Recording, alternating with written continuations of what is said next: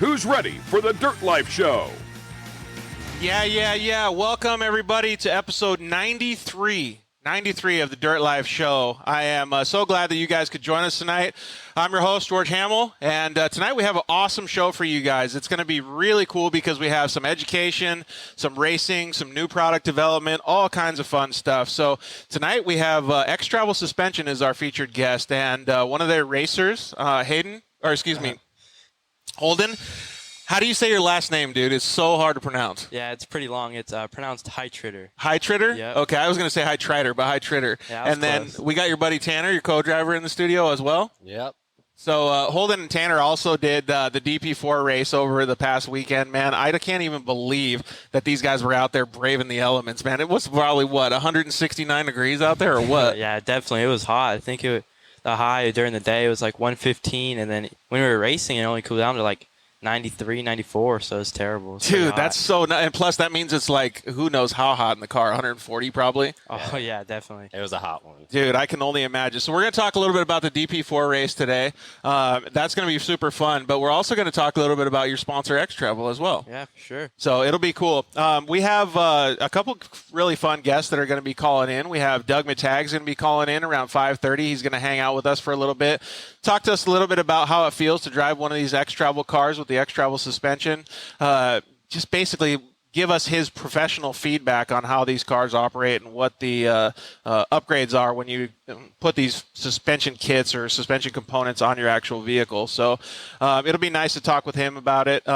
Mitch Guthrie Jr., he's going to be calling in around 6:15 as well. It'll be cool to talk with him because he's got a little bit more experience with it in a more rocky environment like at King of the Hammers. So, man, it's going to be really, really awesome to see these new innovations and technologies in the UTV industry. We're all proponents of progressing the industry and making it go forward. Holden here is a prime example of that. He's using it in the beginning stages of his professional racing, so it'll be really cool to get an understanding of what these components actually do on these vehicles. We are at IMG Motorsports. Thank you very much to James, John, Whiskey, everybody for letting us utilize this bay that they work on all these badass race cars in. So it's really cool that they let us do the show here. So we want to thank them for being able to bring you guys basically this shop talk and this garage talk that we do here. So thank you very much to those guys. We have a new thing. We have so much appreciation for all of you guys that have joined us on the show. We've been getting so much growth these past 6 months that we want to give back to you guys. So we actually set up a sponsorship deals page on the dirtlifeshow.com. So you can go and get any deals from any of our sponsors. You can get the guys over at Shock Therapy. They have a code DIRTLIFE. You can go to this sponsor deals page on the dirtlifeshow.com, click on their link, and use that code, save a whole bunch of money on any of the products that they offer, steering racks, revalves, suspension kits, everything that they offer. You can also go over to dirtlifeshow.com/sponsor deals and get deals on stuff from Zollinger Racing Products.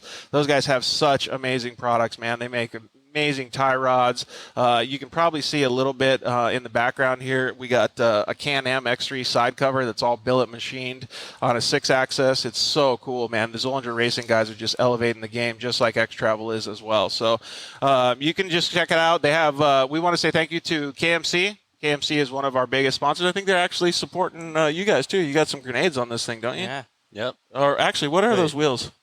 I think they're Walkers, right? No, they're KMCs. Yeah, what style of wheels are those? Because those things look rad, dude. Yeah, they're sick. But yeah, so thank you to the guys over at KMC Wheels for sponsoring the show. You guys are badass, man. Thank you to Ryan and Ryan over there. The guys at EFX Tires as well. And the last couple sponsors we got Cryo Heat, and they're doing all kinds of cool stuff, man. They do metal treatment for Pro Mod transmissions for Turbo XPs, and Josh is doing next level stuff, man. Everything that we talk about on this show today is pretty much just next level with the XTravel guys, Cryo Heat, everybody. So thank you as well to the guys over at Solderweld. You can go to solderweld.com or the sponsor deals page on thedirtlifeshow.com and save a whole bunch of money using that code as well. Yeah, man, I just can't thank you guys enough for watching the show. You guys are what drives us, man. So all you guys on Instagram, Facebook, and YouTube as well, everybody, you guys have been making the show get that much better, so we really appreciate it. So, like I said, we got Holden here, Tanner, his co-driver, and we're going to bring up, after the commercial break, we're going to bring up Nestor Berardi. He's basically the developer, the inventor of all this XTravel stuff. You guys may know James Woodford. He's part of the XTravel, I don't know, what do you want to call it, board of directors, managers? He's one of the main dudes. So James was one of the guys that helped us set up the show, so we really appreciate James. He's actually on a plane right now. So if you're listening to this at a later time, James, thank you very much for being such a crucial part of getting the show set up. And one of the other team members that couldn't make it today, John Lemke, the CEO of XTravel, we really appreciate all those guys putting in all the effort that they do. To be this innovative in an industry that needs innovation is nothing to be shy about, man. It's really cool that these guys are bringing these new products to market. So, like I said, thank you very much for everybody watching. You can always check us out anytime you want in the archives, on iTunes, on Spotify, Pandora, every single place, man. Amazon, everywhere. So go check us out anytime. You guys have been a huge part of our growth. We've been getting so many more audio downloads, so thank you guys very, very much. We're going to try as much as we can to answer all of your guys' comments and questions tonight. I know that when Nestor gets up here, you guys are just going to bombard him with questions once we start showing you guys some of this suspension. But I think what we should do first is just get into it, man, and talk about how this stuff is developed in a racing environment and how it feels to go out racing these cars in 169-degree weather. Yeah. So let's just get into it, dude. How was your guys' weekend? Overall, the race went great. We got a good start. We started second in class and 20th overall, I think, out of 60 cars. Jesus, and really? Right off the start, we just started picking off cars. I think we got our first pass, mile 2 or 3, and that put us in the lead in our class at that point, and we just Can you give us a little bit of the understanding of how the terrain was set up there? Like, was it dusty? Was it super hot? Like, give us a little bit of a backstory. Yeah, so the terrain, the track was it was a little mix of everything. The beginning, there was really like soft dirt, sandy, but then there was some like rock sections. There's this mile 2. There's this big uphill to a big like rocky, slow downhill that you really had to watch out because you didn't want to brake early on during the race. Yeah, absolutely. So it was dry then.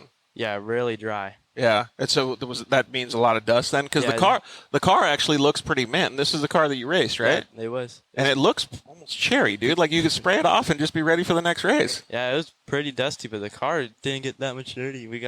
It looks like you guys built a really good car too. Yeah, definitely. XTravel provided us with an amazing car. Yeah, so we're going to talk a little bit more about the XTravel stuff here in a little bit. But like I said, we want to get a little bit of a backstory. So what do you feel like the race was like for you, Tanner, sitting in the passenger seat? It was good. It was definitely dusty. There's a little bit of wind in some sections, but there's a little bit of canyon-y where the dust just kind of settled. And when the dust settled, it was pretty deep and you couldn't really see very good. So, oh, really? Yeah. So how do you guys like handle that? I always wonder because Dustin Battleaxe Jones had the best answer. He's like, whenever I see dust, I have landmarks. Yeah. And I can just see them, and I know, like, especially in a lap race, like where your positions are and where you're going to be able to hit the brakes and stuff. But how do you guys like calculate how far you're going to see or go fast through the dust?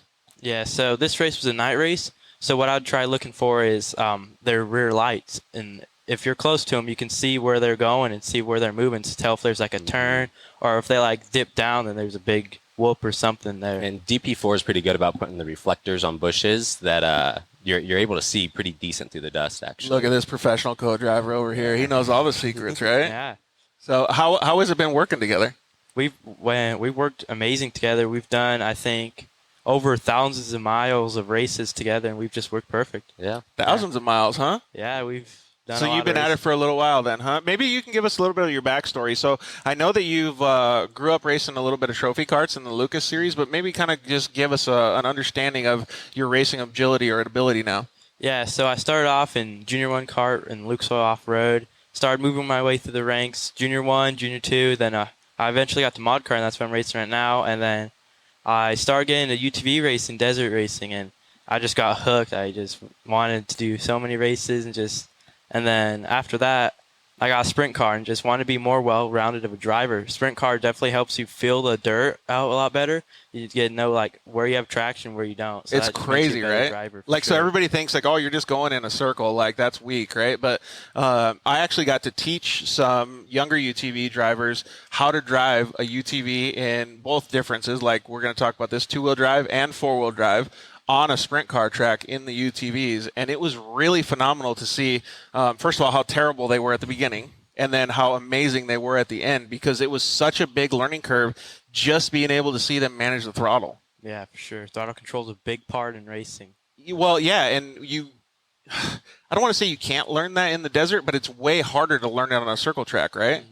And how much horsepower are you using on these sprint cars? I think they have around 200 horsepower, Okay, but they're so- pretty light. So Yeah, so it can like spin out or peel out really yeah, easy. very easy. Like we race at Verona Speedway, and that track you don't really want to go full speed because you can, one, roost the tires off and just make the tires go bald, and then two, you can get really slick. It'll get slick, and you can get really loose and spin out. Those tires are super sticky then? Yeah. Have you ever done that type of racing, Tanner? I have not. No? No. Have you gone out with him?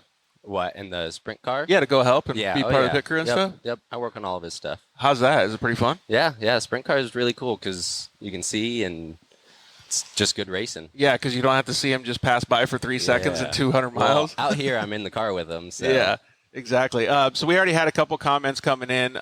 Desert Whip says, I raced a DP4 night race before. They are no joke, yeah. But visibility isn't too bad with the course markers. So it's kind of like what you were saying then, Tanner, huh? No, they're really good at putting reflectors and the pink ribbon on the bushes, so you can see. And in the dust, like I said, it's pretty easy to see them in the dust. Yeah, and I've actually heard a lot of good stuff, positive things about the DP4 series. Yeah, the DP4 series is really good. You into it too? Yeah, it's like a nice little series, not too big, but there's a lot of fast guys out there, and they make the course very well marked. They run it really good, and they're just a bunch of great guys out there. What class did you race this vehicle in? I raced in the Production 1000. I think it was the biggest class out there in that race. There's 20 cars. Dude, that's crazy, man. I love seeing those big turnouts. Yeah, Jeffrey Ricker says DP4 was hot, 111 at the start, so I can only imagine how hot it was inside the car, man, Yeah. especially in your fire suit and all that. That's just crazy, right? Nick Farmer, what's up, man? How are you? Drew Garcia, what's going on, buddy? Yeah, probably 12 cars broke on the first lap is what he said. Is that about right? Yeah, there was a car, I think it was a 4-seater that broke. It didn't even make it to mile 2.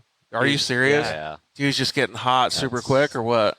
Yeah. I think the first probably 3 miles, it was a rocky uphill, and I think he might have clipped something and broke it. Dude, that's crazy. Tanner, make sure the mic is pretty close to you.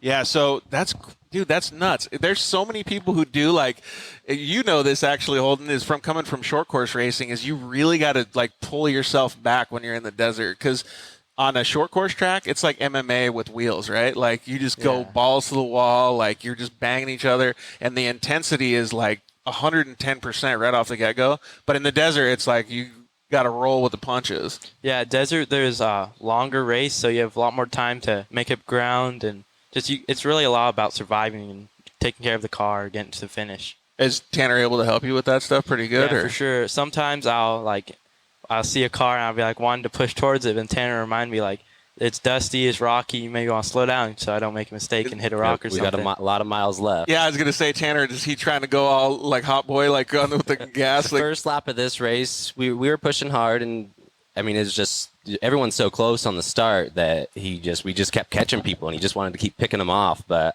I slowed him down a little bit, but we still set a good first lap. And dude, that mesh of slow down, speed up kind of thing. I always think it's so cool when there's a good co-driver and a good driver in the seat. It's real. So you guys have a plan for the next couple of years, to, with your guys' abilities to be able to do that? Yeah, for sure. Yeah. We're gonna just keep racing together and hopefully, move up classes into bigger stuff. God, that's so cool, man. I think it's going to be awesome to see you guys grow. So John actually commented, and he said, it was 80s and sunny up at ERX this weekend. So we're going to talk with Doug Mittag a little bit and talk to him about some of the ERX stuff that he did. Have you seen that short course track? Yeah, that short course track's really cool. It has you've been there? I haven't been there, but I watch a lot of the races there, and it's got this 2-lane rhythm section that can cause like a lot of chaos, and a lot of passes go down there. Yeah, and they got that median or whatever in the middle, and people keep knocking into it. Yeah, and then people will like switch lanes and try to make passes with that. It's pretty. I feel like that's so slow though. Have you seen the course, Tanner? Yeah, I have.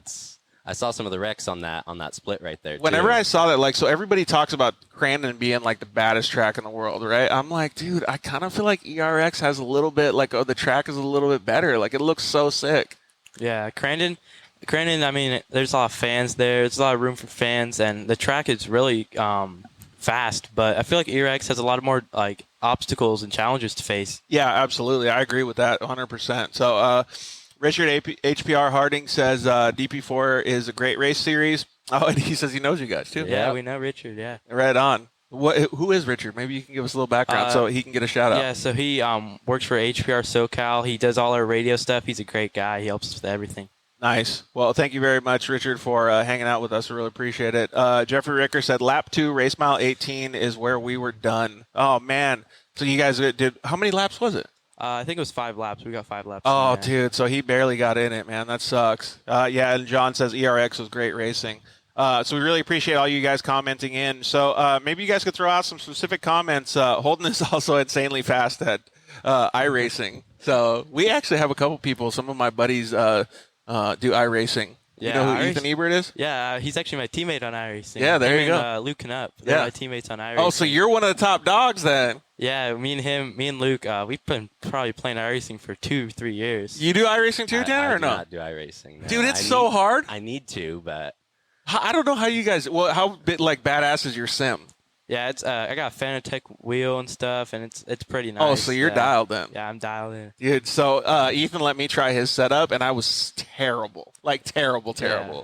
I mean, like, I could drive a regular race car, like, decent, but, like, oh, my God, I was so horrible in the iRacing. It's crazy how, like, touchy it is. Yeah, like, the wheel is really sensitive, and a lot of the trucks and cars they have in there, it takes a lot to drive them. Hey, now that I think about it, I can actually fly a helicopter better than I can do iRacing. I got to drive a helicopter or fly a helicopter with the shock therapy guys one time, and it was way easier than iRacing. So you'd probably be a fantastic helicopter pilot too. Yeah, try.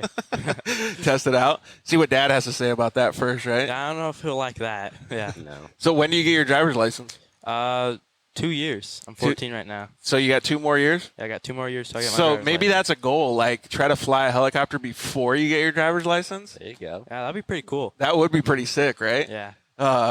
Dude, how would it be going like co-pilot or even taking the wheel in a helicopter?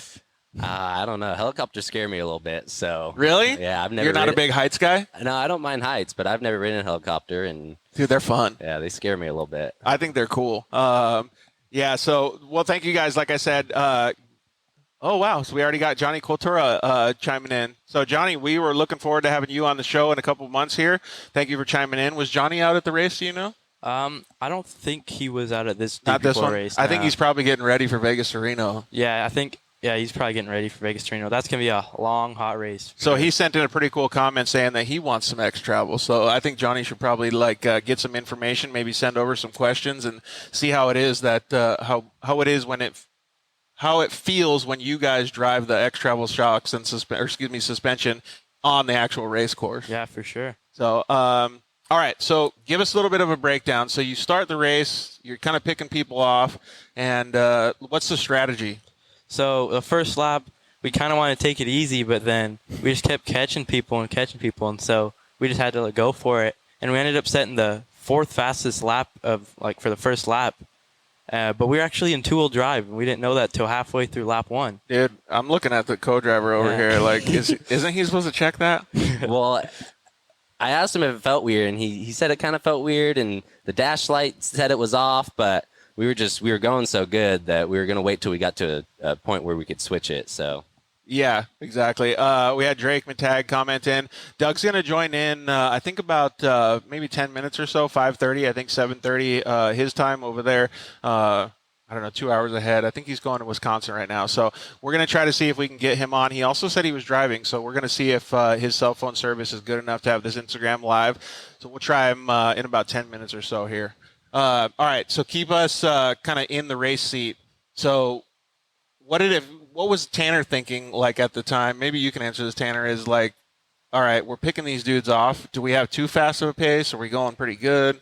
It felt comfortable, honestly. The car handled really good. So Even though you're in two-wheel? Yep. The car was still really good. So it was really in the dust that we would slow down a little bit just because we didn't want to get outside and clip a rock. I mean, it's your first lap, and they don't give you a course map. So you're out there on the first lap kind of blind, just looking for markers. So now that we know that you guys were in two-wheel drive, and I'm sure you switched it to four at some point. Yeah, when we came into the pit, going out to lap 2, we switched it to 4-wheel drive. All right, so I'm going to ask a follow-up question, but how did the XTravel stuff feel in two-wheel drive on a race course? And honestly, it felt like a rally car. Like, you're able to throw it in and just, like, maneuver it so easily. And the steering still felt good, Yeah. and like, because it's totally different when you're driving in four-wheel drive, right? Yeah, definitely different. So when you were driving out there in two-wheel drive, how was it soaking up the bumps and the front suspension doing when you were going through rough stuff, high-speed stuff, slower stuff? It was handling it, honestly, the same as it would in 4-wheel drive. We're going through the big stuff just as fast. Really? Yeah.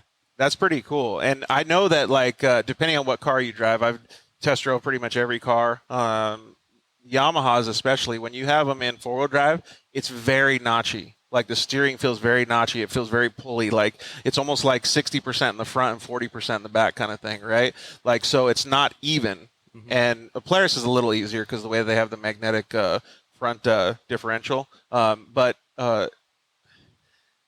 how was it when you started driving after the pit in four-wheel drive with the suspension? Could you feel a difference? Yeah, in 4-wheel drive, you could definitely tell the front pulling more, and you could kind of hold the bottom of the corners a lot better. But suspension handled the same as a 2-wheel drive and 4-wheel drive. Really? Yeah. That's pretty amazing. So that tells a lot about the resistance and the level of steering ability, right? Because it means that the tires aren't towing out, they're not picking up, they're not grabbing things and moving out of the way, and there's less feedback, right? Yeah. So that overall helped a lot, I'm assuming. Yeah, for sure, it helped a lot. Man, that's super cool. I would love to be able to do it. One of these days, I'm going to have to try to see if I can get a test ride with some of this XTravel stuff. Yeah. I think it'd be pretty cool, man. We'll have to ask Nestor, see if he'll let me.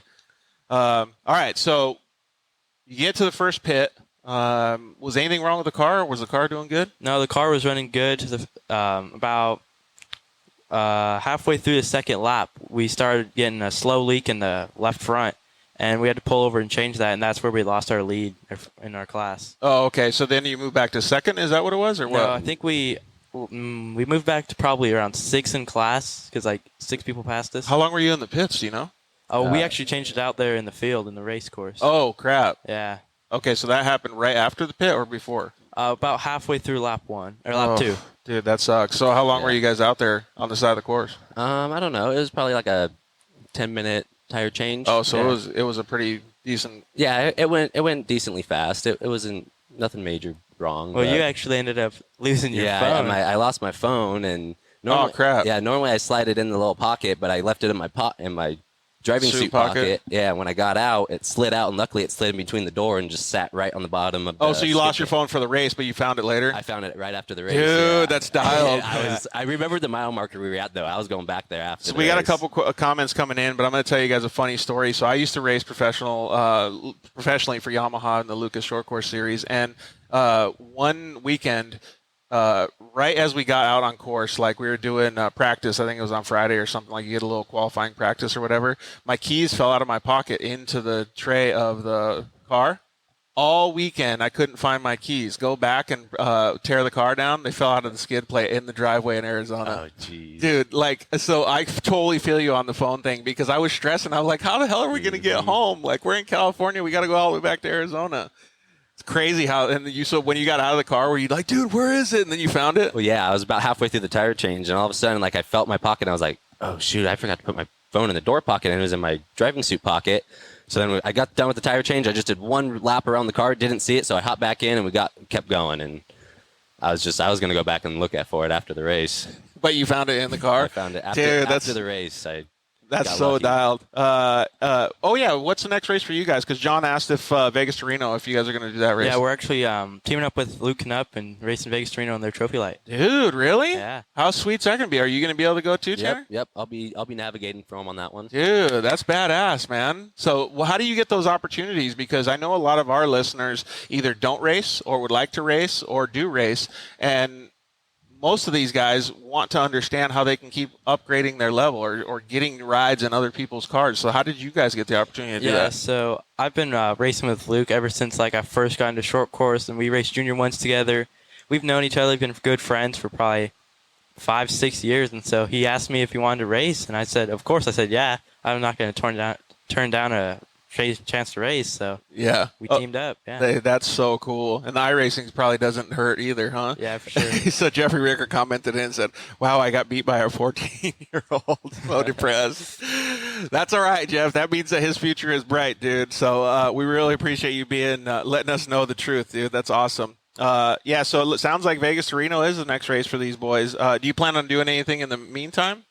Or just prepping with that? Just prepping, yeah. Luke's completely tore down the car after the last Legacy race and just put Hey, it look together. who comments in it right here. Luke Knupp says, are you ready for Vegas to Reno? Yeah, definitely. We're ready, Luke. We're going to go out there and win. Dude, so Luke and Ethan both been on the show before, too. They were a riot to get on. I don't know. Have you ever met Ethan's sister? Bella? Yeah, Bella, yeah. She choked him out on the show. Yeah. Both of them. She had them both in the headlock, dude. It was hilarious. They probably deserved it. Yeah. Well, they were talking trash about it the whole show. So they definitely deserved it. Jeff Knupp just chimed in and said, super team, Luke Knupp and Holden. Let's see here. Yeah, and then Richard Harding says, the future is next to you. Yeah, these kids are smoking. So I want to see them race. I haven't got the opportunity to see them race yet, but I heard a lot about what their abilities were before the show, so it'll be cool to see what these guys do, and I'm going to pay attention to Luke and the whole team when they go up to Vegas to Reno. So we had some more comments come over on YouTube as well. It looks like Maisie, I think that's how you say her name. She said, yeah, Holden, with a bunch of exclamations. Taylor Jenkins says, go Holden and Tanner, woohoo. Let's see here. Connor Strode, I think you say. Holden rips. And then Team Berardi. Oh, no, Tian Berardi. Holden, you rock, bud. Tanner is awesome co-driver, a smart young man. Hey, so who has the higher IQ? Oh, I don't know. I've never had an IQ Yeah, test. you guys got to do that, man. So I heard something like online the other day that people have ways of cheating the IQ test. I tried it, and I'm like going to be the stupidest person on the planet because I couldn't do it, man. Still going to get it by cheating? No, not even close, dude. There's no hacks for me in the IQ test. Yep, 14-year-old GOAT. So thanks, Maisie, for commenting in. It sounds like she went over from YouTube to Facebook. So like I said before, guys, if the Instagram Live isn't feeling it, or if you're not feeling it over there, we also have Facebook and YouTube. You guys can go over there. It's the full production. It's got commercials. We got all the audio and everything in there. You guys are welcome to check that out at any time. And you can also, if you guys have to bail out, go to dinner, go with your friends or whatever, you can hit us up on iTunes later as well. So, all right, so you're picking dudes off. I don't know what you want to say. I hate when people say you're like holding a medium or slow pace because I feel like that's not giving it your all. Yeah. So what's your guys' vibe in the car? Yeah, so we're obviously trying to conserve the car because it was early on in the race. Didn't want to break. Wanted to make sure we get to the finish. So we're keeping like 80%? Like you're going 90%? Yeah, around like 80-85%. Not going like full race pace. But yeah.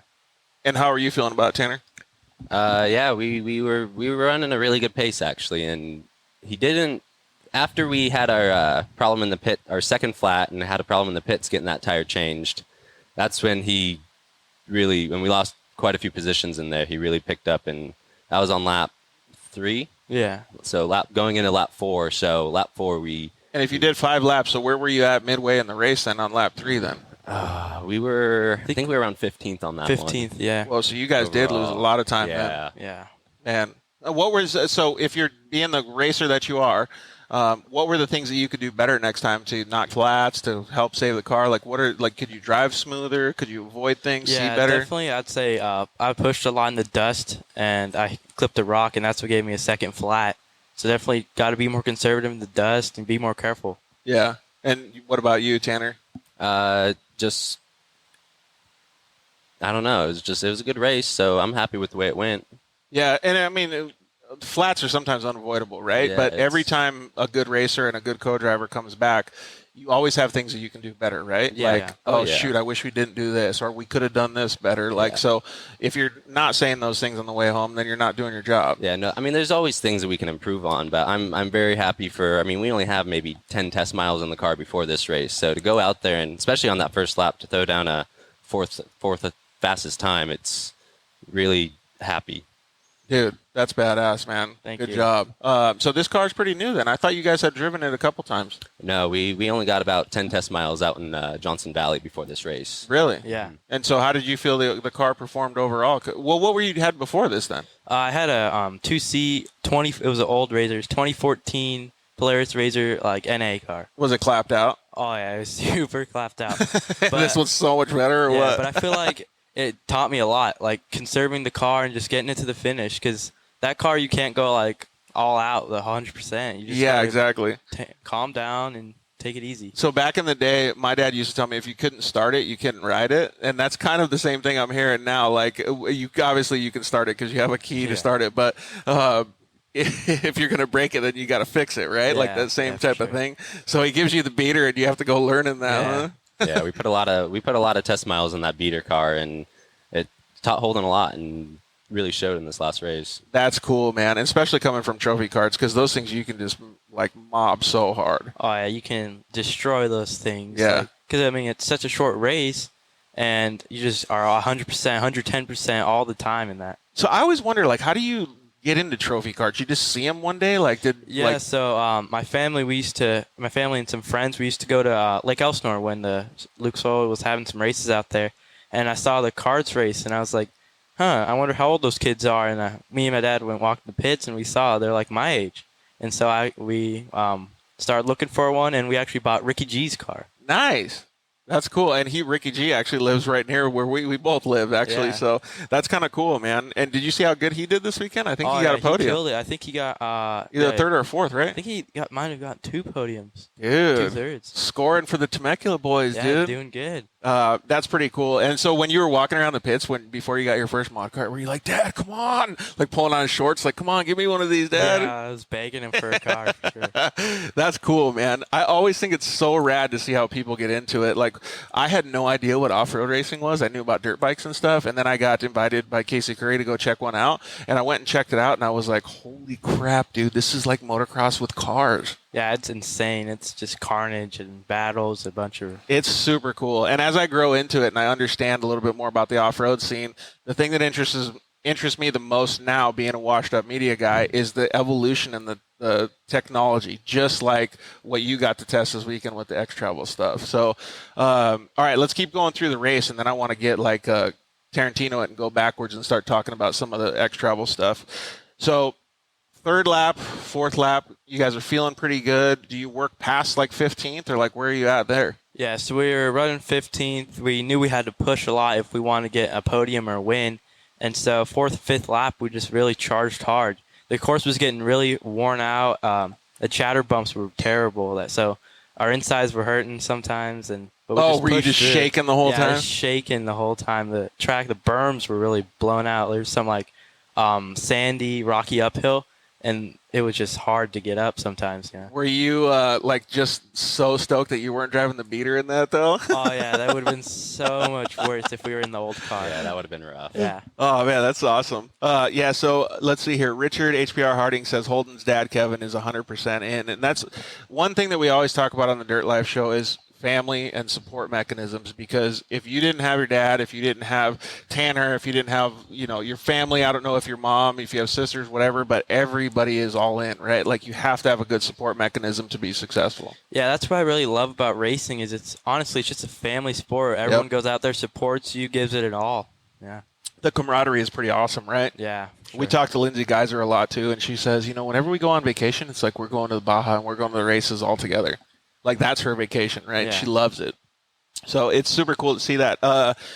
Let's see here. Jason Wagstaff, I think it is. The whole team is top-notch. You know Jason? Yeah, we know Jason. I've known him for a long time. Yeah, and John Huppert's actually he said that sounds like the field must have been close together. How close were the top 5? Well, actually, so you were working towards the top 5 at the time, right? Yeah, we were far out of the top 5. Fourth and fifth lap. Were you getting info from the team as to where you guys were at in position and how close everybody was? Yeah, the trackers were down for a little bit, so they couldn't tell us like everything, but they'll tell us, yeah, you're 10th, you're like 7th, and you're making up time, yeah. Could they tell you how far the gaps were? No. No, they just told us what place we were in, and we had to just make it from there. How is it shooting blind, so to speak, Tanner? Like when you're in the car and you're hearing that stuff, you're like, well, we don't really know how fast we got to go. How do you gauge the driver at that point? Just Holden's really good at kind of feeling the car and knowing terrain and being able to just push the car to what he believes limits are, and he brought the car back. Yeah, so, to not have the car expire. Yeah, and I've honestly never, in all the miles we've had a moment where I was really scared or thought that we were going to have a big problem. Okay, that's cool. So looks like we can get Doug Mittag on here in just a little bit. Doug, we're going to actually send you an invite real quick right here, buddy. It'll be cool to see what Doug says actually about this XTravel stuff too. So we'll probably we'll talk about your race in just a little bit more. Actually, when we talk to Doug, we'll kind of get your guys' gauge on everything too. Doug, what's up, man? How are you? Hey guys, how's it going? We're doing awesome over here, bud. How are you? You driving over to Wisconsin, I hear. Yeah, I just left the races at ERX. It was a pretty wild weekend, but I'm you have to excuse my service if I lose you guys. It's I'm in the middle of nowhere. If I can flip this thing around. Oh, nice, dude. And that's about it. So I got to see a little bit of your guys' show so far. How'd you like the car, Holden? Yeah, the car handled really good out of the box. I was honestly just surprised how well like it tracks through the corners and through the whoops. It's just really easy to like maneuver, switch lines and stuff like that. Yeah, that's one of the biggest things I noticed is it steers good all the way through the corner. Never has really any pushes, and how easy it is to steer was kind of nice on a long race. Hey, so Doug, Holden was actually telling us that they mistakenly had it in two-wheel drive for a lot of the beginning of portion of the race or the first lap, and then they put it in four-wheel drive and obviously picked up the pace. But he said even the front suspension and the front wheels, he couldn't almost feel hardly any difference with the front suspension the way it was in those two different modes. Like, that's pretty crazy to me to hear that. Yeah, there's not a lot of like feedback, which in my big trucks when I race them with the power steering that we have, it's like you don't feel much, I mean, it's nice because you're driving a big old truck and you can't tell that you just slammed a rut or something like that, and it doesn't rip out of your hand. You're not breaking your fingers, and that's the biggest difference that all my UTVs prior I would notice is like they're lightweight and electric power steering isn't that great. So you hit something, it might rip out of your hand, and people break fingers all the time in UTVs. So that was the biggest thing I noticed. That was it made it way more similar to my big trucks in the steering alone. Yeah, that's super cool. I noticed that a lot too, because all I did was Nestor let me actually pull it off, kind of off the trailer in the parking lot and drive it around. And even when we had the car turned off, I could turn the wheel, no problem. Like, it was super easy. So the geometry and stuff, I'm really interested to see when he gives us a little bit more of an explanation. I'm really, really pumped to try it out one of these days.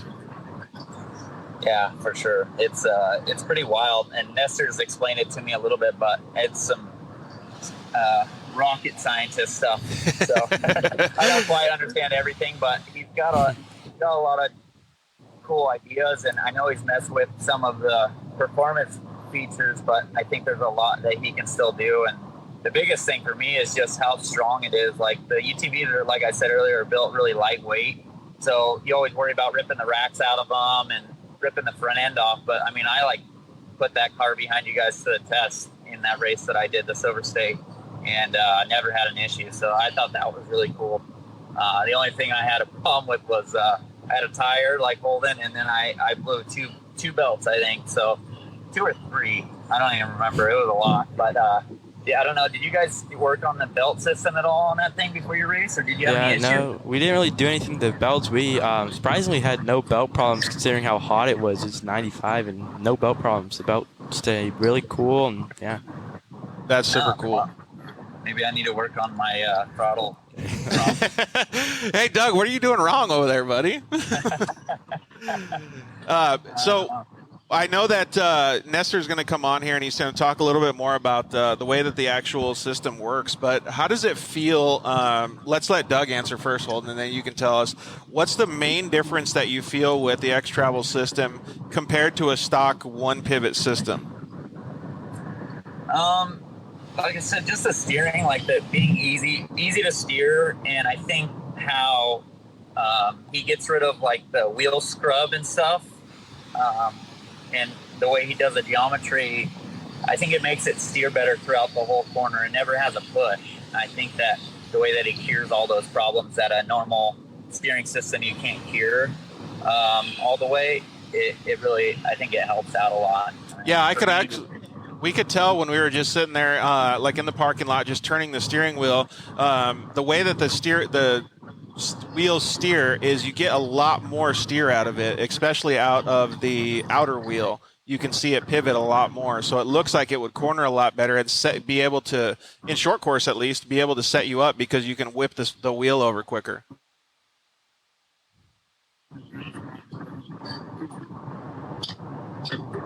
I don't know if Doug can hear us. I kind of lost you there for a second. Yeah, no worries. Well, what do you think about that same statement, Holden? Yeah, with like all the other steering front ends, you'll be going through like a whooped out corner and the steering wheel will start like ripping out of your hands and it'll start hard to steer. Pushing back on you? Yeah, and with this, you can just point the steering wheel and it'll just go. So we're talking about it like in a racing format here, but like let's talk about it like in a Glamis format or in like going down Sand Highway or something.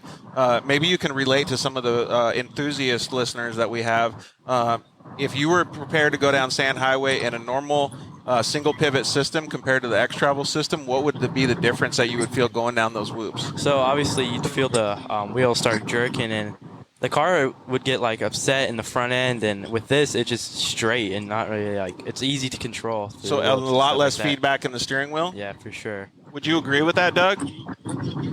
Yeah, no, for sure. I think that for a daily like UTV consumer, like going to Glamis and Akatia, it's a lot safer. You're not going to go through a witch's eye and it's not going to rip out of your hand and you're going to roll as easy. It's not going to do any of that kind of stuff. You're not going to hit a whoop section with a hole in it, and it's not going to lose control of your vehicle. Like you can maintain control and it'll maintain like your rack life is going to be way longer. It's not going to wear out all your parts as much. I think that's some of the biggest things for me. Like I'm going to get a set on my personal RZR. I know the demand's pretty high right now. They're selling kits quicker than we can make them, but as soon as I get one on there, I'm not going to have to worry about my rack blowing out or ball joints or all the normal stuff that breaks on you when you're out in the middle of the desert and you got to worry about getting back to your camp. Yeah, I agree with that. And when I felt it, just like I said, in the parking lot, it feels like it would unload a lot more of that pressure and not give it through the steering wheel. So I can agree with that. I'm going to definitely try to take it out one of these days and have some fun with it. And so we had a couple people comment in saying, how's the torque steer? Do you know what that is? No, I don't really know what that is. Yeah, I don't know what that is either. So maybe we'll leave that question for Nestor if he knows what torque steer is. But, so a bunch of people said hi as well to say hi to you, Doug. I know that you're driving down the road, so we don't want you to have to look at the comments. We'll try to answer them as much for you. I saw Mitch said hi, Joe. Yeah, my brother's on there. The Bailey boys are on there. I know I'm not supposed to be texting and driving, but it's kind of hard sometimes. Especially when it's all your homies, right? And I love how Mitchy spells your name too. He just loses the O and just puts Doug. Yeah, most of my friends spell it that way. Carson's on here too. It looks like Carson was out testing a new Cowie too, so that was pretty cool. So with the XTravel stuff in an enthusiast platform, how do you think it would handle like sending it over some jumps, Doug? Because I know that you do some pretty big senders. Yeah, we actually got to test the car at my parents' property where we have some 120-foot jumps. We didn't take it off because we had a race coming up, but we plan on taking that car hopefully to send it off some jumps as long as Holden's all right with it. Yeah, for sure, that'd be cool. You just got to get some Instabangers for it, or what? Nice, that'll be perfect. Yeah. Exactly. Yeah. No, I to talk about what you were talking about earlier. Like I got to drive the car in the desert on some fire roads and stuff, and it's performed awesome. I'd love to get it on a short course track, just because, like I was saying, Nestor kind of told me some of the things that you can do with it that you can't do with a normal, single pivot steer. I think that would be like super beneficial. I'd like to get it on my Pro 4 if possible.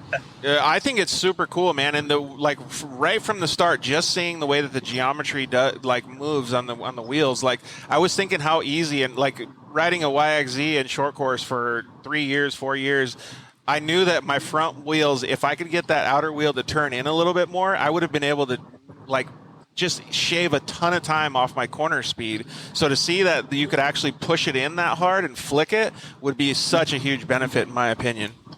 Yeah. And also the guy, whoever asked about the torque steer, it actually has none. I was pretty surprised. Like when I first saw how it worked, just looking at it, in the parking lot when Nestor was showing me, it was like, I was worried about that, but it doesn't have any, which is pretty surprising. Torque steer is basically when your wheels are steered and you get on the gas and it wants to straighten itself out. Like it wants to rip the wheel out of your hand and go straight on you. Kind of like what the Yamahas kind of do. Yeah, exactly. And that's what I always complained about. There was like probably, I would say 2 or 3 times every season I would come back and my finger would just be like dislocated. I would just be like, gosh, dang, man, this sucks. And that's exactly what I was feeling. Yeah, it's when you're in 4-wheel drive and the axles are kind of trying to straighten themselves. Sweet Prince Alex, he asked who was the one that drove the XTravel at King of the Hammers. There was a couple drivers, actually, Alex. There was Mitch Guthrie Jr., Casey Curry, and Nestor might be able to name off a couple more people, but some pretty big names have actually done the XTravel stuff, like Doug obviously tested it out. Bryce Menzies tested it out. So there's a lot of guys that are very, very interested in the technology and the setup. So it's pretty cool to see that the UTVs are getting that much innovation and drive forward in what's going to happen with them in the next few years here. Hey, Doug, so I wanted to know, because I saw a little bit of the snippets online. How was ERX this weekend? It was wild. I kind of ate me up, to be honest. First day, I lost a motor in qualifying. I actually got 1 lap in, so we qualified 4th out of 10 trucks, I think, 10 or 12 trucks, I don't remember, but which we were pretty surprised with. And then we got a new motor in there. We worked until 4 a.m. getting the truck ready. Got it out there just in time for the race the second day. And we got the new motor in there. We put the same spark plugs that we always run in, but we didn't even think about it just because we're rushed, that the spark plugs were just that much longer and they were actually getting hit by the piston and closing the spark off. So we were running on 6 cylinders out there on Friday's race, which was crazy. And then we got it figured out for the Saturday race, and we were running quick. We started last, got all the way up to 3rd place, and ended up catching an inside wall, got a flat tire, had to go into the hot pit, which made me a lap down, but I still battled all the way back up to 4th place, even though I was a lap down. I don't know if everybody really liked that, but, I had a rough weekend, and I kind of had to just go out there and have some fun, so. Dude, it looked like I only saw the highlight reel of that last moto or last race or whatever, and I don't want to say it looked like you were pissed off, but it looked like you were fired up, dude, like ready to go. And whatever happened in that 2-lane section, I think, is where you kind of lost it a little bit, but it looked like you hit a soft patch or a rock pump up or something, because it kind of redirected you super quick.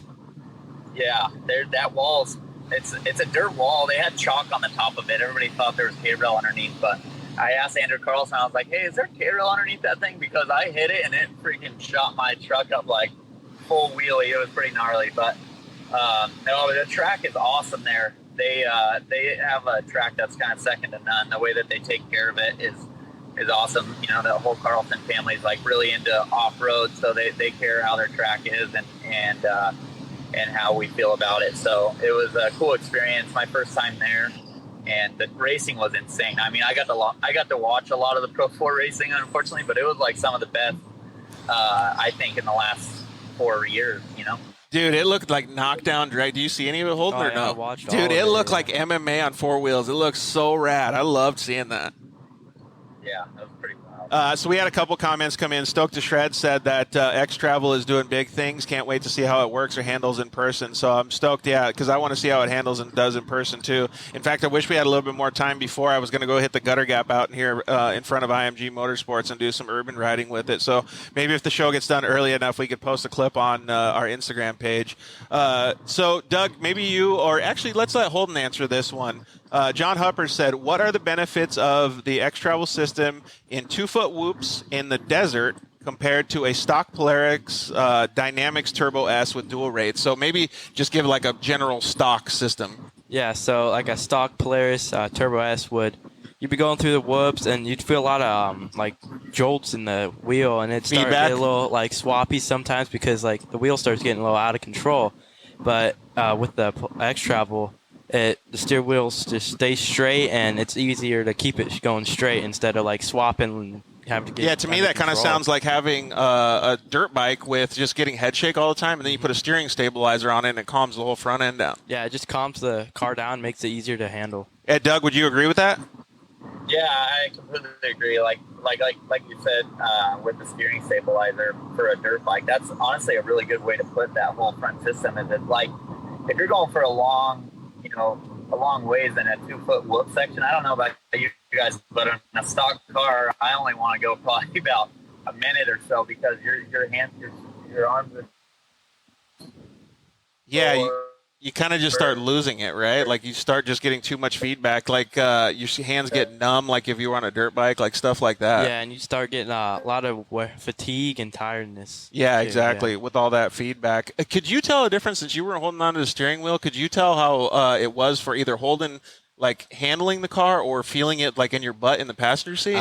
Yeah, I mean, just by some of the line choice that he was able to take, it's you can tell that and out of the corner of my eye, I can see he's not doing too much struggling with the wheel. You know what I just thought of that's like actually a super huge benefit, but it's a totally different way of looking at it, is there's so many people that I talk to that are enthusiasts that go to the dunes or they go out of the desert, and their wife or whoever's sitting in the passenger seat has to take Dramamine, or they always get sick or have some sort of issue because they get car sickness, right? I feel like if you had that type of driving and a lot more comfort and not moving and wiggling the car around so much, that person would be a lot more comfortable. Yeah, you're able to hit stuff different than a normal front suspension, so it's the line choice is a little bit more open too, for sure. How did you feel sitting in the passenger seat? It felt really good. The whole car all around is really good. So, hey Doug, we're having a little bit of trouble hearing you, so we're going to have our own conversation a little bit here, so keep talking and chiming in with us as much as possible so we can see if we can get you back on, buddy. Drake Mittag says, reminds me of the Pro Light film when you won the championship. I don't know, man. How good will the setup handle jumping and stuff in the dunes? The Dune and Destroy boys want to know. So what I'm understanding is with the name Dune and Destroy, I know those guys really well. They're probably going to try to go out and destroy the XTravel system. Yeah, which I'm thinking is going to be pretty hard to do. That stuff's really well built. So jumping it. So you think Nestor will say, welcome the competition, come on, try to see if you can jack it up? Yeah. So jumping the XTravel car, like a lot of people can get sketchy coming up to the lip of the jump, which can end in bad crashes because you can get sideways in the air and a bunch of stuff like that. So it'd be a lot easier just to get to the takeoff and getting it straight off the jump and stuff like that. Yeah, I agree with that. So I'm just going to say thanks to Doug and send him a quick text message real quick and let him know that we appreciate him coming on. He's given up a lot, just traveling all the way to Wisconsin right now. He's a busy guy, so we really appreciate him coming on and hanging out with us for a little bit. It looks like we're getting a little bit close to 6 o'clock here, so let's finish up talking about the race, and then we're going to go to commercial break. So let's just say we're on lap 4. Like, how are you guys feeling? Maybe Tanner, you can give us your opinion. We were feeling good. We knew we had some time to make up, so we pushed the car pretty hard, and even 4 laps in, the car was still strong and just took whatever the track had to give it. And did you remember what physical position you were in?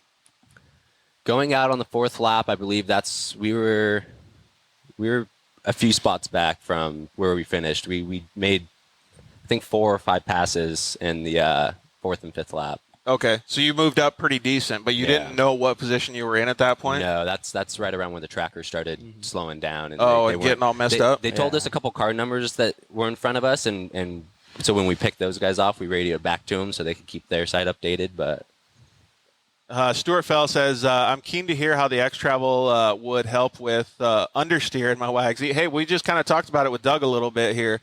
It pushes out in the corner, so I think it would actually help quite a bit. I don't know if they have a YXZ kit or anything available. We'll have to talk to Nestor a little bit about that. But I think the general overall consensus is with the system, it will help that a lot because it will actually move the outside tire in a little bit more when you're at full lock. So we can talk to him a little bit about it. I haven't got to actually test drive it just yet, but I know that a really big complaint that I had with the Yamaha system was if it did turn a little bit more, you would get a lot less of that jarring, like the wheel wanting to move back or the car wanting to redirect and go straight. So we'll ask Nestor a little bit about it. All right, so if we continue on with the race, it sounds to me like, honestly, you guys went far up, came pretty far back, had a little bit of adversity, and then you started moving back, but you weren't willing to kill yourselves to get first place. You just want to make sure you bring the car across the finish line.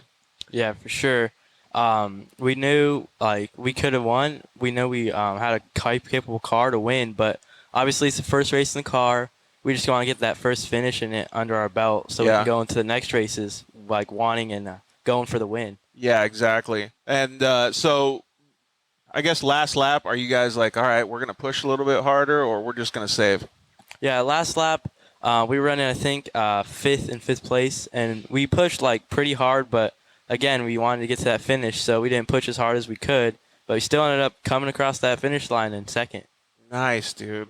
That's so cool. And to understand the like we said, you guys were pushing in 85, 80%, whatever. 85, yeah. So to understand that you had that much more to give if you had to win the race, like if it was a Baja 1000 or 500 or something, that you were just like, it was either go or no go. You know what I mean? Yeah. Like, it's cool to understand that both of you guys obviously know what the vehicle is capable of, but also to understand that you can go that much faster. Yeah, for sure. This car surprised me a lot. I didn't think it would be able to handle all this stuff that it could, for sure. Well, especially coming from the beater, right? Yeah, from the beater. Yeah, we went through a few things that the beater probably would have ripped the front end off. Yeah, we went through this one rain rut hole, and we went through it probably going 50 miles an hour. And if we did that in the old car, the front end's gone, shredded, gone. right? Yeah, it just soaked it all up. All right, so you come across the finish line in second. What was the favorite part of the race? You go first, Tanner. Probably the start. It was just, it's cool. Just you get to go up and you go up this hill and you come back down and you're back looking at the pits and you make a right. And I didn't even ask where it was at. So where was it at? Out in Ridgecrest. Oh, perfect. Okay. Yeah. So, but then it was just, the start was cool because, like I said, we set a good pace and Holden was just picking people off. And yeah, that's it rad. Just felt really good. That's super cool, man. Well, I'm glad that you guys did good. What was your favorite part of the race? My favorite part was obviously probably getting the pass for the lead. It just felt good to know that we're leading our class and probably doing pretty good overall. That's cool, man. It's such a, I don't know, it's like one of those things, like you just like a weight lifted off your shoulders when you get there because you're like, all right, now I've already done it. Like I have this. Do you ever hear when like Supercross and motocross, like when the guys say, now he has that mental edge because he's in the lead. Now he knows he can do it. Yeah. Like that's what it feels like, right? Yeah, and that's exactly what it feels like. Whatever motorsport you're in, now you're like, you know what? I got this. Like I can be one of the guys now. Mm-hmm. That's got to feel good, right? Oh, it felt so good. There's a lot of weight lifted off my shoulder. I knew that I could run this pace, obviously, and just be up front. So with your co-driver, since you know Holden so well, Tanner, could you kind of see the smile when you were listening to what he was saying? It's like, yeah. Dude, I know he's fired up. Oh, yeah. There were some sections where we were going fast, and I can tell he was focused and in the zone, and we were motoring. Dude, that's so cool that you guys have that vibe together. Oh, yeah. We've been racing a lot together. Dude, that's rad, man. Hey, what's the difference between like when you win in a short course race and when you're in that position in a desert race? So when you're in the lead in the short course race, there's a lot, not as much of weight off your shoulders because it's a short race. Everyone's going to go and try something, try to give you a pass or doors. So you just got to... You got a pack of wolves right behind you? It's nervous. Honestly, I'd say it's more nervous leading in a short course race than leading in a desert race, for sure. I think so, too. But that's not taking away anything from desert racing because it's a whole different logistical tactics and all that stuff. Well, I really appreciate you guys coming on and telling us about the race and obviously, expanding on the XTravel stuff from a racer standpoint. It's really cool to understand how all of it works. I'm looking forward to testing out an XTravel system one of these days. But I'm also trying to look forward to seeing if I can make it out to a DP4 race or maybe even one of the races that you guys go to and seeing how you guys do. Yeah, DP4, it's a great little series, not that big, not that many people, so it's just a lot of great people just running that race. And since we got a couple more minutes till we go to commercial break, I know that you want to thank your dad because he does a lot for you. You got any other family members or people that you want to thank too? My dad, my mom, obviously, Tanner helps a lot. He helps us prep the car. He goes to races of course, he co-drives, and it's just always there for the races. How do you guys feel about prepping the car? Because I think there's so much credit that is due to you guys for working on the vehicles, because you learn a shitload, you have a lot of work ethic. There's tons of things that come along with being able to work on these vehicles, like gaining life experience like you don't even know. Yeah, there's a lot to the car, and this car is different than anything I've ever worked on, so it's definitely a learning curve, but it's just normal race prep. Just got to make sure everything's all good. Yeah, and how do you feel about working on it? Yeah, my dad, he always tells me a lot of the races won in the prep. There can be people like that don't put much time in the prep, and that's why they break early. I'm sure that other people have told you that your dad's a smart cookie. Yeah, he's pretty smart. Yeah, heck yeah. Well, like I said, and I know that you want to thank the XTravel guys for helping you out and giving you the opportunity to obviously have their suspension as well. Yeah, for sure. I'd like to thank them so much, because without them, I wouldn't be racing this amazing car and being with such an amazing team. Yeah, and having that testing platform where you can actually go out and test it and use all that stuff. You're a good selling resource for them, so make sure that you tell them that when you ask for your new sponsorship for 2022, right? Yeah, for sure. But you guys did a very good job. I really think that you guys have a bright future ahead of you, being so young and so knowledgeable, and obviously you guys are well represented and well spoken. So it's cool to see, man. Thank you very much. All right, any other sponsors or no? Justice Brothers, AIM, CSD. Oh, these guys right here? Yeah, Justice Brothers, of course. They helped me out so much. They've been actually with me since I first started racing. Then they're actually with me before I was even racing. When my dad was racing 5-car. Nice. So we've been with them for a long time. Should we get your dad on the show? Is he good at talking or no? Yeah, for sure. He's got a lot of old racing stories he'd probably share. Does that mean that we'll get all the the demographic will go up to the 80-year-olds or what? Yeah, definitely a lot of old racing stories. I love that though, dude. Some of the racing stories that we got from Rob McCachran, the dudes, I got messages all sliding into our DMs, George, why are you talking? We just want to listen to him. He's so much better at telling stories because he's got so many rad stories to tell, dude. It's super cool. Well, I really appreciate it. Why don't you guys throw out your Instagram so people can stalk you? Yeah, so my Instagram is Holden, HOLDEN.912. Yeah, I know you had a second one, but that's a good one because it's a UTV that one. one's UTV. And mine is TQ517, TKUW517. All right, so go stalk these guys and have a little bit of fun with them online. Slide into their DM, see if they need any help at the races. I know there's a lot of kids out there that always ask the Dirt Life Show how to get into racing. Well, one of the best ways to get into racing is always to give help to teams that need it, and it would be really cool. And I know that Kevin, Holden's dad, would love to be able to help other kids too to get out to the races and be a part of the racing crew and just learn, man. It's so cool to have all this racing camaraderie, just like Holden and Tanner said before. When they crossed that finish line, that's one of the things that they respected the most about off-road racing. So, all right, thanks, boys. We really appreciate it. You guys did a fantastic job. So, I don't know if you're going to stay on with us. You might stay on with us a little bit, but we're going to get Nestor Berardi here in just a second. We're going to go to commercial break. We will be right back. So, all you Instagram Live people, hang tight.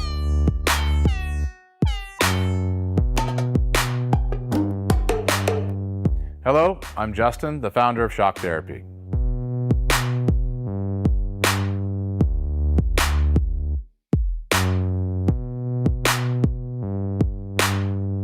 Shock Therapy has been around for 5 years, but we have personally been tuning suspension on off-road cars and race vehicles for over 25 years. We tune between 10 and 15 cars per day, every single day of the week.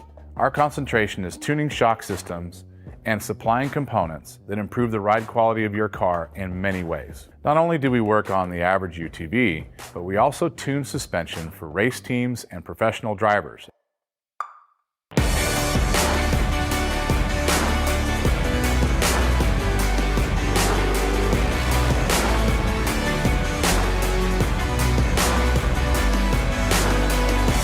We currently tune for over 87 race teams in Best in Desert and Score. Our clients and race teams rely on our suspension components to allow them to win races and keep them safe. Suspension is a moving target. We are always trying to hit that target with every customer that we work with. Each customer's needs can be different, and we tune our kits accordingly. Our research and development never stops. We improve our components every single day. As the industry evolves and improves, so do our parts and kits. As of right now, we have over 100 products for UTVs. So when you bring your car to us, you have the satisfaction of knowing that you have the most experience, the highest quality products, and the fact that your car is being tuned specifically to you.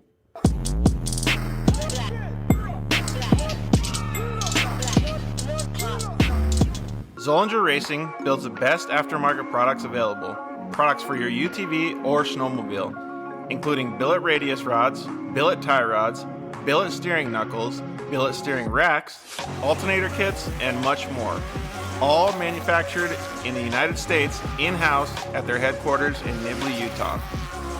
Travis Zollinger and his team test in some of the most brutal conditions, racing in places like the Best in the Desert Mint 400, Ultra 4 King of the Hammers, UTV World Championships, and many more.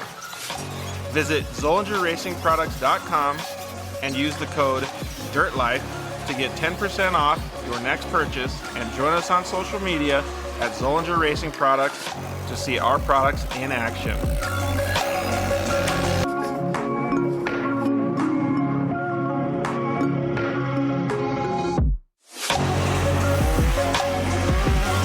Zollinger Racing, the best products, period. Finally, we got Lance from Solderweld in the studio. Thanks for coming down, bud. Hey, why don't we just record a commercial now? Yeah, why not? So good to be here, man. It's been a lot. I've been trying to get down here forever, and I wanted to talk about the off-road kit. Dude, I love those things. I got it in my pack. Yeah, we're running hundreds of vehicles now running them, whether it's a UTV or some guy's got it in a backpack on his motocross. He's got everything he needs to make a fix right there on the fly, out on the trail, or in the desert, whatever it is. Well, since I've already used one, I kind of know what to use it for, but explain what it does. All right, so let's pull one out real quick. You've got your aluminum rods. Remember, they're rods, right? So, light torch, small torch, you can throw it in there or throw it on the rig with your flux. It decontaminates and cleans like let's say a radiator. You get a random rock chip runs through as you're racing. You get a rock chip in a radiator. You got to fix it right there, or you're out of the race. You can patch it up. You can patch it up. It's all good to go. Yep, just like welding. Yeah. Also, as well with that, you've got a brake line fix. So with your flux, you can fix a brake line, stainless steel, and then your hot block, heat absorption putty. So it keeps you from getting burned, number one, as well as keeps the heat from traveling. So it's really nice. I've used this not even to fix anything, so that stuff works so good, man. Listen, it's easy. It straps in nicely so that you have everything you need in one little place, and you don't have to carry a big bag in the It's like a first aid kit for your vehicle. Yeah, Chase trucks have it as well, so that if they need to make a fix on the fly, they can get it done and get it done quick and get you back in the race. Dude, those things are so cool. All right, so it's at Solderweld on Instagram, Facebook, and solderweld.com. Awesome. All right, thanks, bud. Appreciate it.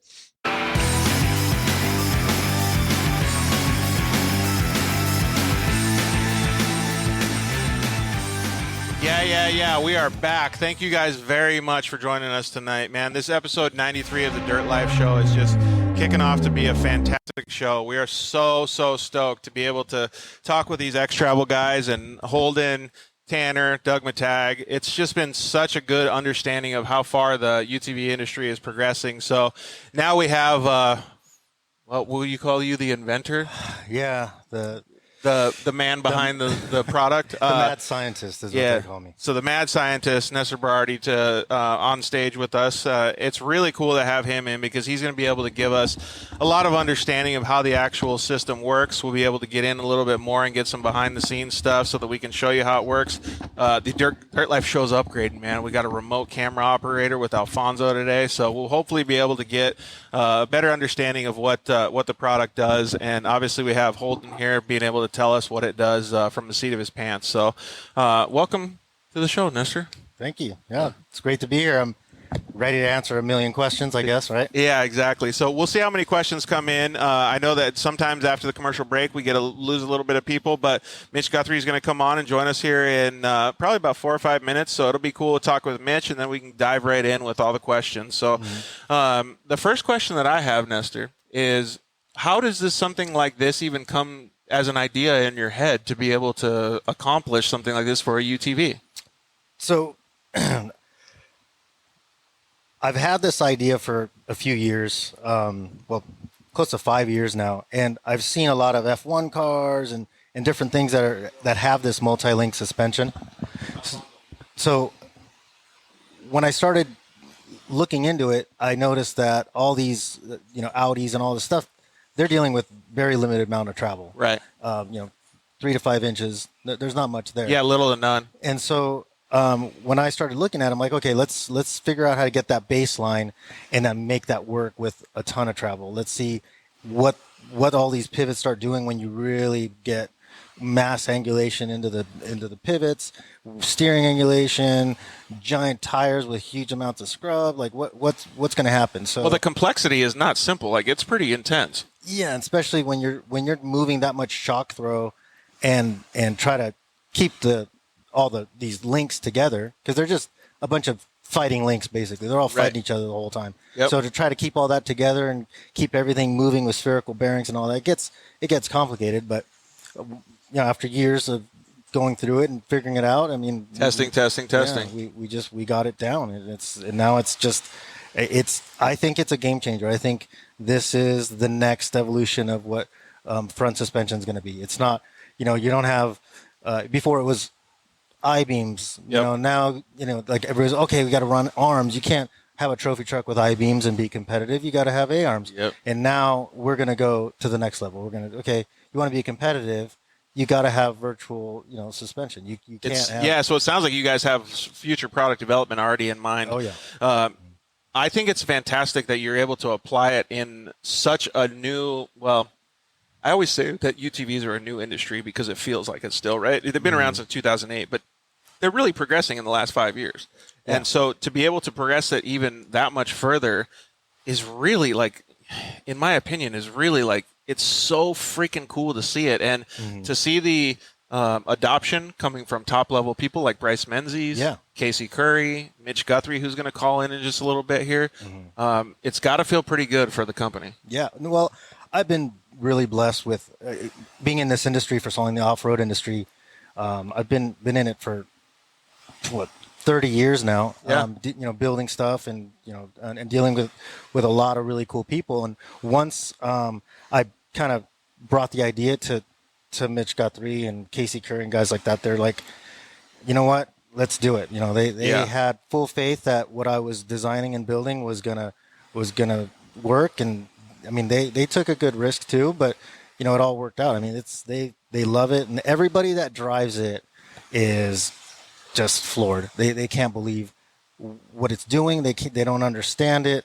It feels like I'm trying to explain crypto to people. I mean, it's just kind of like how does it work? It's like, well, these pivots, they fight each other. How does PosiTrack on a Plymouth work? It just does. Exactly.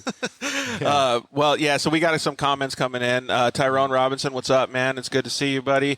Richard HPR Harding says, Nestor behind a lot of racers. So that's actually one of the questions that I was going to ask, and Holden can probably attest to this, is that you actually did quite a bit of stuff before. One of the claims to fame that your partner had sent over to us was that you helped build or create trophy carts, and they were featured on the Kardashian. They were, yeah. I created the trophy cart, when I built it, it was just kind of a fun thing for me to do, and I'm not a dirt bike guy. Yeah. I'm more a four wheels guy. Got it. I love people that ride dirt bikes. I think they're cool, but I don't do it, and I was always a truck guy, and that's always what I like to do. When I decided to do a half-scale version of a truck, everybody's like, who's going to want that? But I modeled it just like a trophy truck, so it's like, okay, well, everybody just went crazy, and we started a racing series off of it. To think about how far they've come now, I mean, like, it's literally like the closest thing that you can get to driving a Pro 2. Yeah. Like, it's phenomenal, right? The power to weight on a mod cart right now is crazy. It is. It's really crazy. We can talk about mod carts till the day we die, but Holden is one of your first, one of the first people that you've seen graduate from the trophy carts into the UTVs. Yeah, and that's the cool thing about, like, drivers like Holden. Like, he knows, like, driving a mod cart is literally like it reacting so quickly. The steering's like 1-to-1, so any little movement you do, it's just darts over to one side and whips back and forth. I mean, it's like driving a shifter cart in the dirt. Yeah. So when you take that and then you put them in a bigger car, they just have a huge advantage. So everybody that's coming from carts just dominates the big car market. I could only imagine, man. And we had a funny comment come in. This one's for Holden's dad, Kevin. Jeff Knupp says Kevin's head is going to get so big. So we love the camaraderie of the off-road world because everybody can talk shit to each other, right? Yeah. So okay, well, we kind of understand that there's so much more behind your story. Like we could talk about your story for a whole show by itself. So I think we should just focus on the XTravel stuff today. But understanding a little bit of your background, is it mostly engineering? Like concept, like design? I do it all. I'm doing, engineering, designing, fabrication, welding. That's what and I have a great team behind me now that does a lot of my fabrication and welding for me. And these guys are amazing. They're actually, I'm old now and hands are shaking, and they're much better welders and fabricators than I am. But these guys. He's old. He looks 22. Would you agree, Kevin? So we both have a mutual friend. His name is David Karen. He works here at IMG, and he said that he knew you from working in the past. Mm-hmm. Yeah, and he was a great fabricator, and I mean, I'm sure he does a great job here too. And he's a good guy. Absolutely. But yeah, I mean, it's a small community too. It's like I cross paths with a lot of older employees and guys that start their own businesses and things like that, and it's pretty cool to see that. Have you ever been to any of the like idea sessions or anything like that, Holden, that Nestor has, where you can kind of see his brain work? Not really, but in my mod cart, we take a lot of like the fab work we need to get done. We always take it to him, and he gets it done really fast and really good. Nice, dude. Execution is the key, right? Ideas don't come to fruition unless there's execution. Yeah. So, well, that's cool that you have a good partner as well in your racing, because you have a person that can execute anytime you need something, right? Yep. When was the first time you actually met Nestor? I would say probably when I was racing Junior 2. Mm-hmm. So probably 2 or 3 years ago, I first met him. Yeah. Man, it's so funny to me, like, to hear the 14-year-olds talk, because I'm like, Jesus Christ, these guys have so much more that they're going to be able to do. They're going to be so fast in the future. Yeah. I feel old.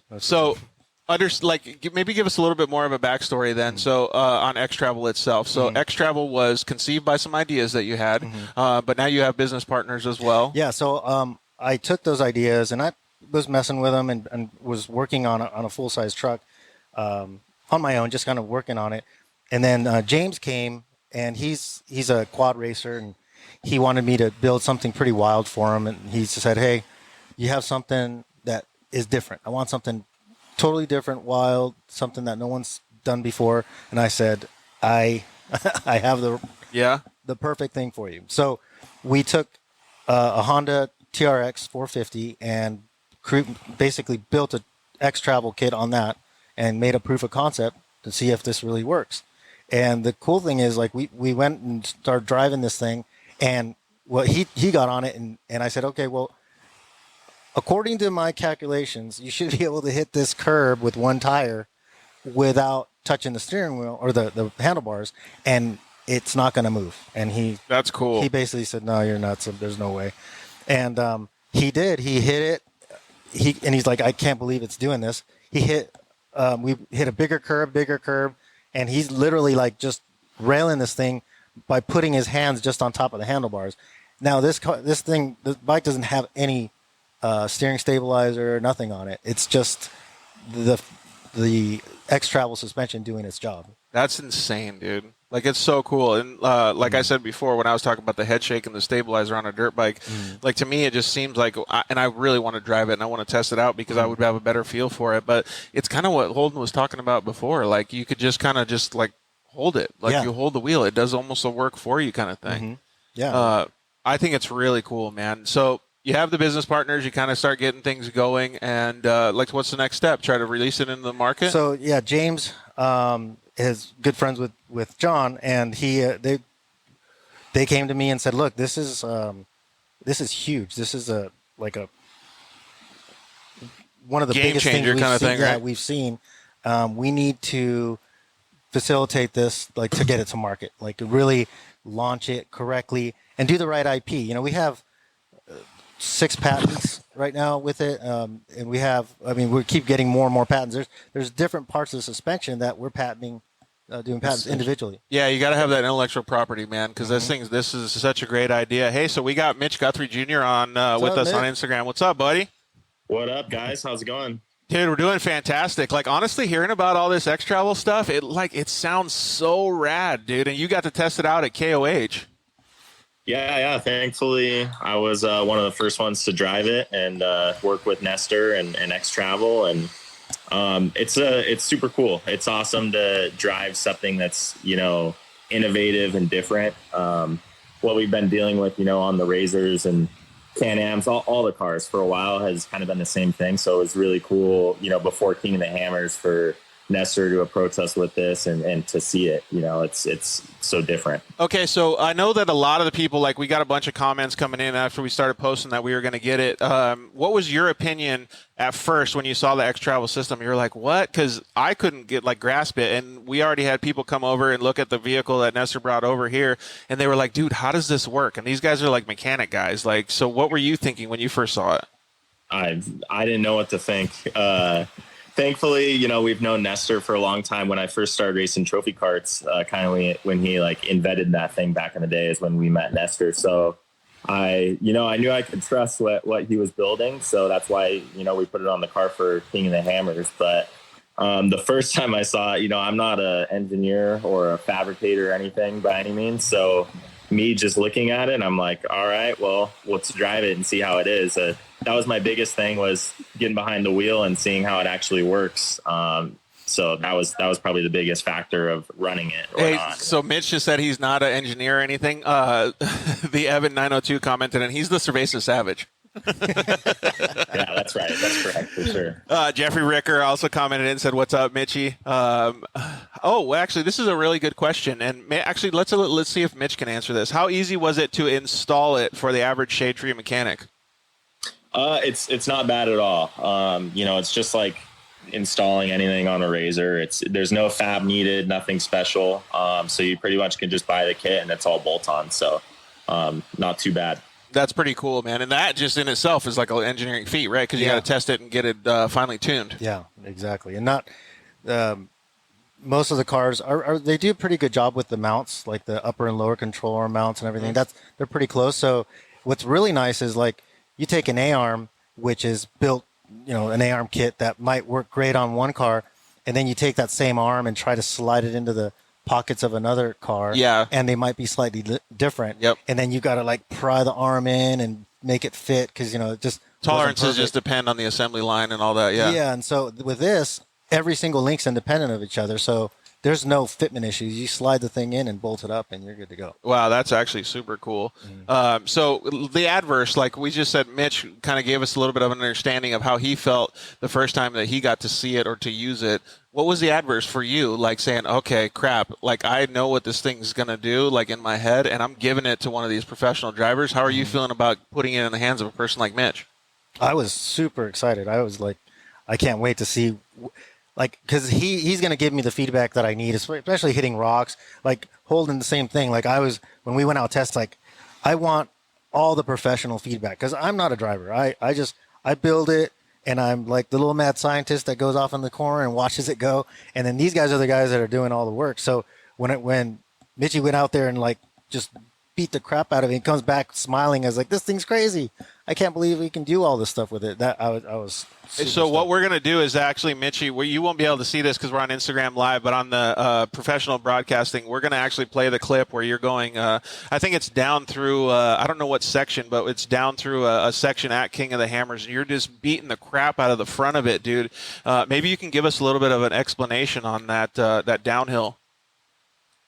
Yeah, I'm not sure what video it is, but that's one big point was this year, even just when Nestor showed us what it is and what XTravel does, one of the big things we've been struggling with at King of the Hammers is feedback in the steering wheel and the slow stuff. So, you guys have been talking about desert racing, all that type of stuff, going through whoops. And King of the Hammers, the problem is you're going 1 mile an hour to 5 miles an hour, and you hit a rock the wrong direction, with your tire turned one way or the other, and it will lock up the steering. So that's one thing we've struggled with a lot. So, the first time, I'm sure you guys are watching the video right now, driving it, it's you can barely hold on to that steering wheel and, have the sidewall hit a rock or the front of the tire hit a rock anywhere. and it's not going to dart the wheel left or right or do anything crazy, which in King of the Hammers is huge because you have to be so precise through all the rocks. So yeah, you can actually see a little bit of you grabbing the steering wheel in the clip that we're watching. You're coming down a hill and you kind of just like throw the front end in and you push it into a berm, and it looks like you're just barely grabbing onto the steering wheel. It looks like you're not holding on for dear life like what you would normally think at that pace. Yeah. That was one of the cool things was I actually kind of put the trust into my dad. I was out at King of the Hammers, or I wasn't at King of the Hammers. I was at Dakar Rally. So I was gone, and thankfully my dad and Curtis, my co-driver, they were putting the cars together for King of the Hammers. So they ended up putting it on the car. I got back and was like, all right, let's see it. So I looked at the cars. I think it was on one of our pre-runners, and first thing I did was just drive it into a block wall that was right outside of my shop. Nice. Drive it in sideways and just see how the car took it. And I was able to drive up a block wall like diagonally basically and barely hold onto the steering wheel, and the steering didn't want to pull the tires, to that side. That's so crazy. To drive up like that. It's eerie. It really is. Hey, so just to break up the conversation a little bit, your biggest fan, Seth Quintero, he's throwing hearts. He's saying he loves you. The whole nine, dude. Yeah, I love that little guy. He's like my little brother. Hey, we were actually driving up to Vegas, and we thought we saw you up in the dust, like way out, like doing some testing. So it was pretty cool to just wave as you and kind of just hope that we were waving at you while you're going through the desert. Yeah, I think that was me. And it was probably like it was at the DP4 races, about 169 degrees out there that day too, and you were just testing all that stuff. Yeah, that was good times. So. All right, so I want to ask him again before we talk about a little bit more of the in-depth stuff. If you could give us a difference, Mitch, because we had this comment come in already. If you're going through like a 2-foot whoop section in Gordon's Well, Glamis, wherever, what's the difference between a stock suspension system and the XTravel suspension in the driver's seat? It's a big difference. You usually don't get the feedback like you get with a stock suspension system. So when you're going through like a large amount of whoops that are in a row, a whoop section, the car will kind of start darting one way or the other, depending on how your suspension's set up, if you have good shocks or not. And then also another thing is you'll be driving and you won't feel, I think Nestor, I don't know 100%, but I believe with XTravel, it has a little bit less, caster or camber change, like going through the travel, I think. You're talking about change, like the actual way like the way the that tire moves. actually cambers in on itself. Right, and you see that a lot when they do tests. You can see like a Can-Am X3 going through whoops. You can see the front like duck feather. That's going to be the bump steer through the travel. Okay. So I did as much as I could to eliminate pretty much all of that, so that it's not going through the travel and towing in and out as it's kind of cycling through stuff. Got it. Which you see on some of the stock cars. But what Mitch is talking about is when it the camber gain itself. I gave it a little more camber gain, which is going to give you a better set when you were talking about how the car wants a corner better. Right, because it's rolling onto it. Because it's rolling onto that tire and it's just grabbing that tire a little nicer. And then I gave it a little more Ackerman, which Ackerman is basically when you take the outside tire and the inside tire and the difference of how much each is turning. Where it pushes in. Yep. So if on a lot of them, there's a lot less Ackerman, and what it ends up doing is hikes up the car in the turn, so you get these rollover effects when the car's turning. The Ackerman that I put in flattens the car, so when you turn, it allows you to really just plant the car. Right, because it's given. Yeah, and I always complained about this. Mitch can probably add a little bit more to this. I've never tested it, but I always complained about that in short course racing. Like I wanted it to feel more smooth because the car always wants to redirect to the outside, always. So if I had that, I feel like it would have been a super big game changer. Yeah, there's a lot of little things that I'm trying to play with the stock pivot points that are on the Polarises and the Can-Ams and everything that's there. So I don't have a blank canvas to work off of. I still have to use their geometry in a sense, but I'm kind of cheating certain things and creating certain effects that are helping the car work a lot better in the whoops. Yeah, just like I said before, like in the parking lot, I could feel that it would work better. I don't know who just sent this in because the comment already rolled up, but where do you get the best improvement with the system? Sand, rocks, desert? Let's actually let Mitch answer that first, and then we'll ask Holden. Yeah, I mean, I don't think you can say that you get it anywhere better because it does the same thing everywhere. So, I mean, one huge difference definitely is King of the Hammers, and that's one thing that we wanted to improve, and XTravel improved for us was the feedback when you're in the rocks, but it improves the feedback and the steering and all those things everywhere. So you could be in the sand, you could be in the desert, and it's doing the same thing the whole time. Maybe some areas you might not feel it quite as much, but it's doing it everywhere you drive it. And I mean, even when you're, say, just in the desert, you're out of Ocotillo Wells or something, or in Barstow, you feel the same thing. It's one big thing that it's almost like the car has better power steering or something like that. Because it's getting less feedback. You're not feeling that jitter in the steering wheel while you're going around the corner. And the car just kind of flows a lot better through corners and things like that.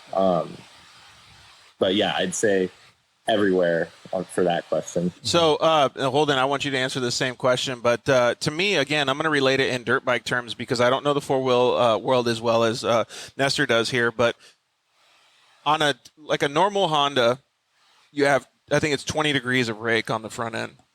You put it out to 22, it settles the whole bike.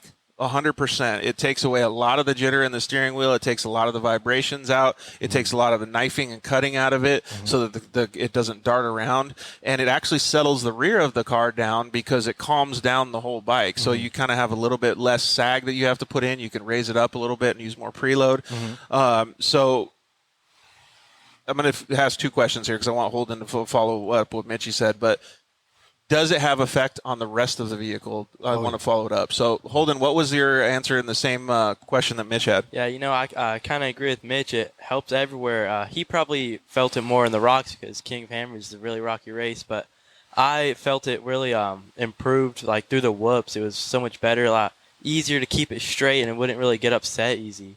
Yeah, again, that head shake thing that I was talking about. So, when you apply all of that different mechanism or suspension to the front end, what does it do adversely to the rest of the car from the center point back? Yeah, so by smoothing out the front and making the front not be so reactive to bumps and steering, it settles the back of the car as well. Right. But what we started noticing when we were doing all our testing with Mitch was that now we're noticing how much more work we have to do to the back to tune the car, because we're like, the front is just perfect all the time, and then we're like constantly tuning on the back, right? Because the back's pretty close to stock, as far as the geometry, but the front's outperforming the back now. Yeah, well, and that's kind of where I was going with it then too. Is like, so how Holden explained it, and Mitch, I want you to be able to answer this too. Is Holden explained it like you can go through and without the XTravel system, the car gets a lot twitchy, right? Like you're getting head shake in the front end, you're trying to calm it down. So that adversely makes the back end skate around, right? Like, so the back end is moving all over the place. But once you calm down the front end, does it feel like the same way in the back too? Like it settles it in more, or do you? Yeah, I mean, the front and the back of the car are always working together. So if you get like Nestor just said, if you get the front working better, the rear is also going to work better with it. And I think that goes back to like you were saying with the whoops, is if you get the front to go through the whoops better and you get less feedback through the steering, you're correcting yourself less. You're always correcting every single whoop. You're turning the wheel slightly. And if you're having to turn the wheel less, the car's tracking better and you're getting better traction. You're flowing better through the whoops. Instead, I'm sure plenty of people have had the moment where they're hitting some big whoops and you start counter steering one way and then the other, and you start getting some of this. And it helps from getting that, and you track the car better through whoops. Yeah, how many UTV fails have we seen where people just get swapped out and just like roll the car in the whoops or something? Just going I've done like that one a couple times. Yeah, I can only imagine, and I could imagine that this has a lot of adverse effects. I mean, like at the dunes, going down Sand Highway in a desert race, you get less tired. Like all kinds of different positives, right? Oh, hey, we had a comment come in from a guy you might know, Mike Gardner. He says, "I really like Mitchie." I like that guy too. Peter Quaid says, does the track width stay the same, Nestor, or as OEM, or can you get a wider version? So the Pro XP is wider. It's the long travel. It's a 72-inch version. That's the first kit we came out with. The Turbo S, I think that's a good decision. Yeah, so the Turbo S is still the same. It's a 72-inch Right. with Turbo S. And the Turbo S, actually, I was looking at some of the geometry. I ended up moving the front spindle line. I moved it forward 1.5 inches because it actually helps stabilize the car a lot more than moving it back. It makes the car think that it's a little bit longer, but it's not. It's just I had to kind of cheat that a little bit, Just a little bit, just to make the axles work better. It gives me more steering. There's a lot of good effects to that. Well, we're not engineers here, but I can already tell that Mitchie and Holden were pretty pumped on those stuff that you did. So, what cars have you run it on, Mitch? Just my King of the Hammers car for now. Well, actually, it's only been Pro XPs, but out at King of the Hammers, luckily, Nestor got us 2 kits, so I was able to pre-run. We always bring a pre-runner in a race car, so I was able to pre-run with the XTravel suspension, which we did the whole course probably twice, and then also raced on it in my Pro XP. And so that's another cool thing is, I think that same Pro XP kit that was originally on my pre-runner, man, we put so many brutal miles on that thing. And then I think Nestor has been running on other cars as well. So the longevity of the kit too is another really cool feature of it. The uniballs, everything lasts so long. And especially for what we put it through, I was pretty stoked on that too. # no ball joints. Yeah, exactly. Hey, so the King also had some testing with it too. Was he pretty happy from what you heard? Yeah, the King, he's the final say. When I left for Dakar Rally last year, I was like, all right, when I get home, we'll see if we end up with it on the car or not. And we did and tested it, and everything worked out great. And we were super happy with it. But yeah, the crew chief, the King, is the final say. And that was one of his biggest points too. Like I was saying, getting that feedback out of the steering for being on the rocks. And he's dealt with that a lot and been pretty pissed a few times, almost broke his thumb off. So that fixed it for him this year, and he was really happy. Yeah, we can't have anything happen to King's thumbs, dude. We got to keep those things like all good and movable for the next races. Well, hey, dude, we really appreciate it. We're going to get into some of the technical stuff with Nestor. You got anything new coming up that you want to share with the audience? No, nothing too crazy. Just Vegas to Reno next, and continue the Best in the Desert series. Lots of races coming up. Luckily we have a little bit of a break right now, but lots of things up our sleeve, so we'll keep everyone updated. Sweet, man. Well, I really appreciate you taking the time to hang out with us for a little bit. I don't know if you know this guy, Mitch Guthrie, the King. He just said, looks like Nestor needs a donut. I definitely need one. Yeah, that always needs a donut. I do. Are you like that's my weak spot. It's my kryptonite. Understanding Nestor trying to explain this, because as much as he's explained it to me, I still don't fully understand it. It's just a complicated system of levers and yes. Exactly. Well, that's why we got you as the resident expert to be able to explain it in layman's terms for us. So, hey, we really appreciate it, bud. You did an awesome job, and thank you again for taking the time to hang out with us. Thanks, guys. Thanks for having me on. All right, bud. We'll see you later. We'll get you on the show as soon as we can, bud. We'll see you. All right, see ya. It's cool to understand that. And, yeah, like I said before, how does a posi track rear end on Plymouth work? Like it just does, right? Yeah. So I think that most of us as the non-engineers or the non-builders will be able to understand how it feels more in the seat of our pants, like what Holden and Mitch were explaining. Yeah, exactly. That's the hardest part is trying to explain it and you tell somebody, no, you don't. It doesn't feel. You don't feel it.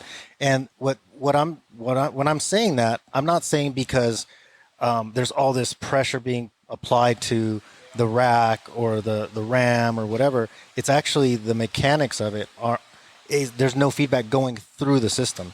So essentially, like you could run a test and put like a tiny 1/4-inch tie rod on the thing and hit something.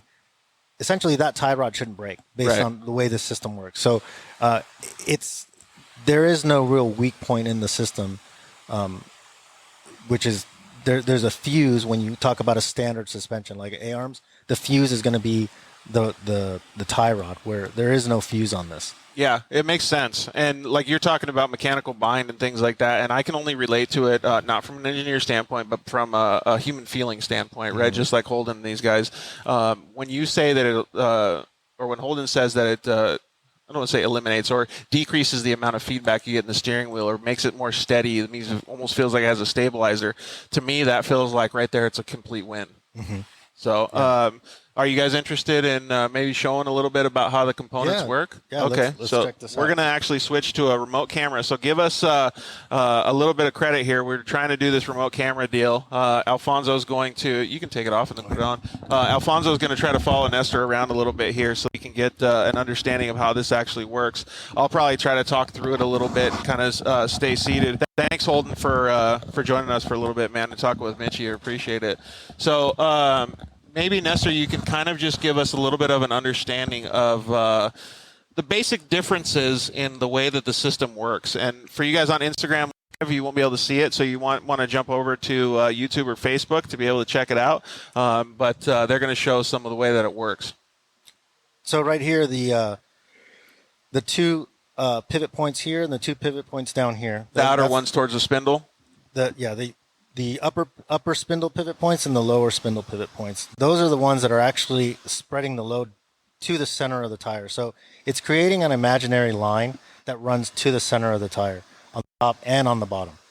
So once you do that, when any load's applied to the tire at any point in the tire, it's going to bind these points. It's not going to let them want to actually steer the tire because it would have to move those points forward or back or change the distance or the length of the point. So that's what that bind's coming in. What's great about it also is, like on a standard spindle, you've got a point that runs through this point and actually is supposed to hit down on the center of the tire. That's they call your kingpin inclination, KPI, or tire scrub. And when you say this point, you're talking about the front access point and the rear access point? I'm talking about from the top access point on a standard arm to the bottom access point on a standard arm. You draw an imaginary line from that access point down through the tire, down to the bottom of the floor. So when you do that, that's great if you're hitting a bump that's 2 inches tall. That's awesome. And it's not going to have any feedback. The minute you hit anything bigger than that, as you go up the side of the tire, that point starts to move away from the center of the tire. So when it does, now you're getting the feedback. It's like when you put a big offset tires on a car and you start hitting stuff and everything, you just feel everything because the tire offset's wrong. Yeah, exactly. So it's the same principle. So with this, the access point runs all the way from the very top of the tire all the way to the bottom. So no matter what you hit on this thing, you can hit a brick wall and you're not going to have the steering feel any of that. So that's a huge difference. So maybe what we'll do real quick is we'll have Holden actually turn the steering wheel a little bit while you explain some of that. So Fonzie can get like a little bit of a top view of it so that you can actually see it, how it's working. It's actually super cool to be able to see that when you have the pivot points and the swivels in the system. So from people that are saying that it's changing caster and it's changing camber, it's an optical illusion because what's happening is if you show this real quick. So when you see this moving back, that's not the actual pivot point of where the tire is rotating. That's just the 2 points that are creating the pivot point all the way to the end, to the center of the tire. So it's just misleading. It looks like the camber and caster are moving all over the place when they're actually not. Yeah, and exactly like you said it. If you drew a straight line, you would understand that it's actually staying in the range to be straight, the wheel to be straight. And then all that has to be, since everything's moving around, changing in sizes, changing in lengths, this the trunnion, our actual shock link pivot, which if you want to show that from the top here, that shock link pivot has to move in 3 different directions. It has to move side to side, it has to move up and down, and it has to twist.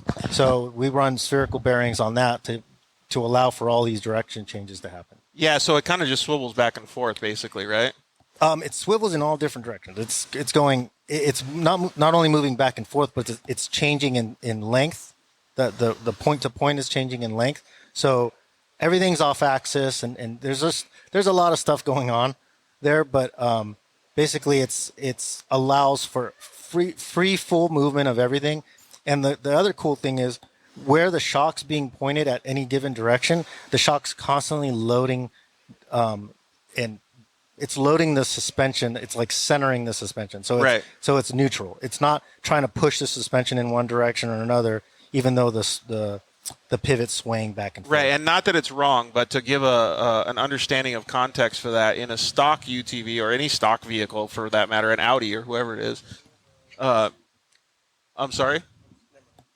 For a stock vehicle, all of it is like you explained to me at the beginning of the show. It's a mechanical bind. So when you have single access points, the shock is always at a wrong point when it's either fully drooped or fully compressed. So there's never a good settled portion of it. So when you're doing this, you're relieving a lot of that stress. Yeah, exactly. So it's pretty cool to be able to see that, man. And to understand how that stuff works is, like I said, how does posi track on a Plymouth work? It just does, right? But I really appreciate you going through and showing us all that, man, because it helps explain it to our audience a little bit better. Let's see here. Richard Harding said huckabuck, so he was talking about some stuff. Holden, you can come back and join us if you want, man. I appreciate you letting those guys go back around. It's neat to be able to understand how forward-thinking your mindset is to be able to get this going. I know that one of the questions that we're going to get after the show is, can this fit on my car? What cars is it available for right now? So right now we've got it on a Pro XP. We did a Turbo S. We are currently working on a Can-Am right now, which is going to be, I'm hoping in the next 6 weeks we're going to have something that we're going to be able to showcase. So, I mean, I'm just constantly trying to produce kits, create new things, and make sure to take it to market. But before I do, I want to make sure that everything works correctly. I don't have to change. Yeah, exactly.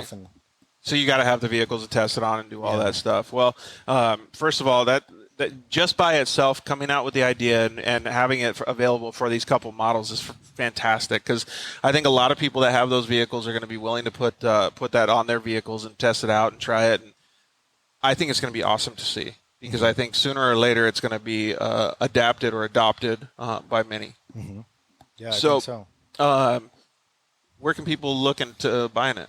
I know that, who said it before? Was it Mitchie or was it Doug that said there was a lot already being sold? Yeah, so on XTravel, xtravelsuspension.com. Okay. You go on that, and we're right now in pre-production. So we're building for select few people that want the kit, that are going to go out and be good ambassadors for us and help us out. I mean, I think that right now the market, we're getting so many people that are asking about it and are interested in it, but we want to make sure that we launch this correctly. I don't want to, I'm really, you can tell I'm pretty picky with how I'm building stuff and all that. So I want to make sure that everything that goes to market is correct and we don't have any issues. Well, and I can tell the fans and all of the listeners and drivers and stuff that are listening to this, Nestor's being really humble right now. He's a fantastic dude, and his mindset is off the chain, and he does really want to provide you guys with an awesome product. But I would strongly suggest maybe seeing if you can get your hands on one of these, because I definitely want to. Oh, John Huppert's actually asked, do you still need limit straps? No, you don't need limit straps. You can still put them on, I'm sure, though. You can, but it's not necessary. The kit's set up just like if you were going to run a stock shock. Okay. It doesn't require for you to run like ridiculous amounts of spring rate in it to keep the car level. So no, it's not. I mean, people are worried about blowing the shock apart because they run so much spring rate, and you don't need to do that. Okay, that's cool.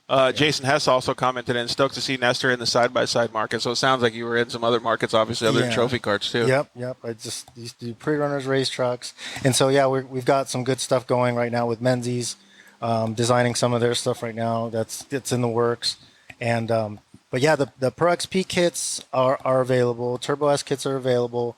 Can-Am will be available, and we're going to keep going down the road and just keep doing maybe Yamaha, maybe Honda. We'll see what happens. Yeah, it'd be pretty cool to see it on all the platforms. I know that it's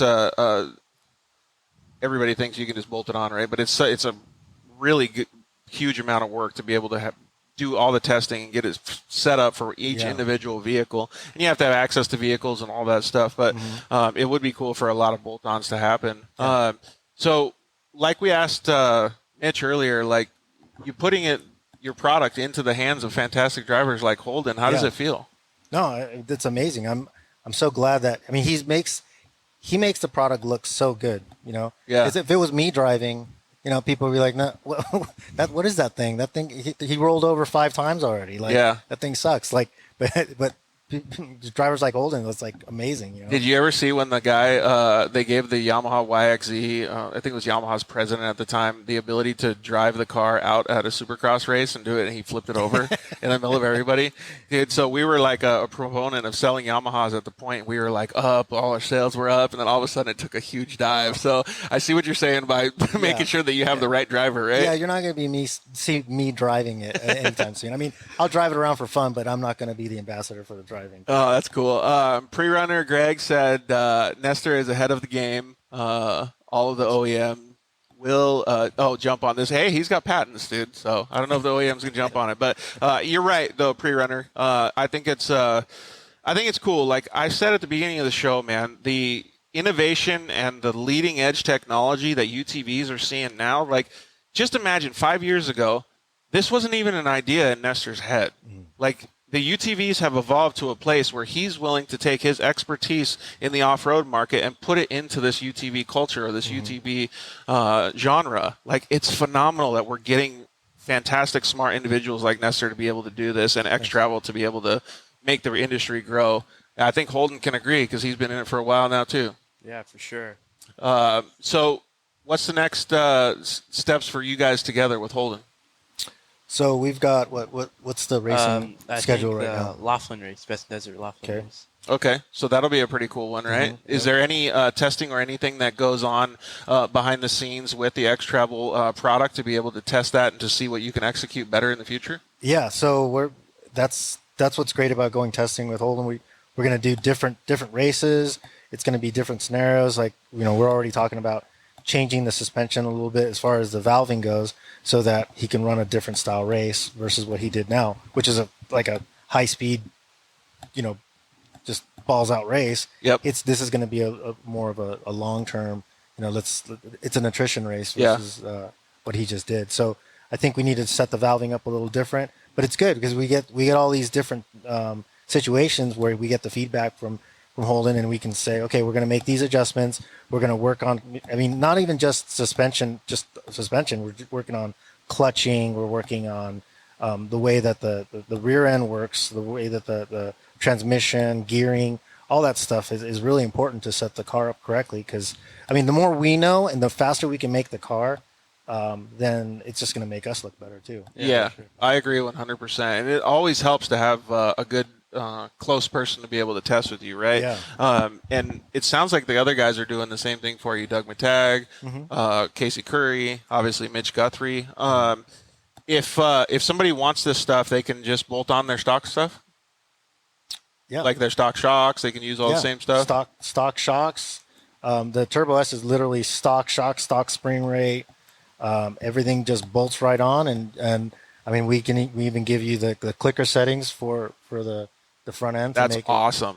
So make it super easy for people. And it sounds like you're going to have different levels of system setup too. Like if you do one desert setup and you have it on a certain vehicle, you can give option 1, 2, or 3, maybe a KOH setup, like so you can adjust your suspension. So in the future, as the product develops, you can say, okay, if you're going to use it for this type of riding most of the time, then you set it up this way. Yeah, exactly. Man, that's so cool. I can't wait to be able to try this, man. Yeah. So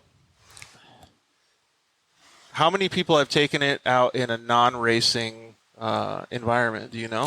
So James took it out to the sand partners. Yeah, and he just ran it all weekend and gave people rides.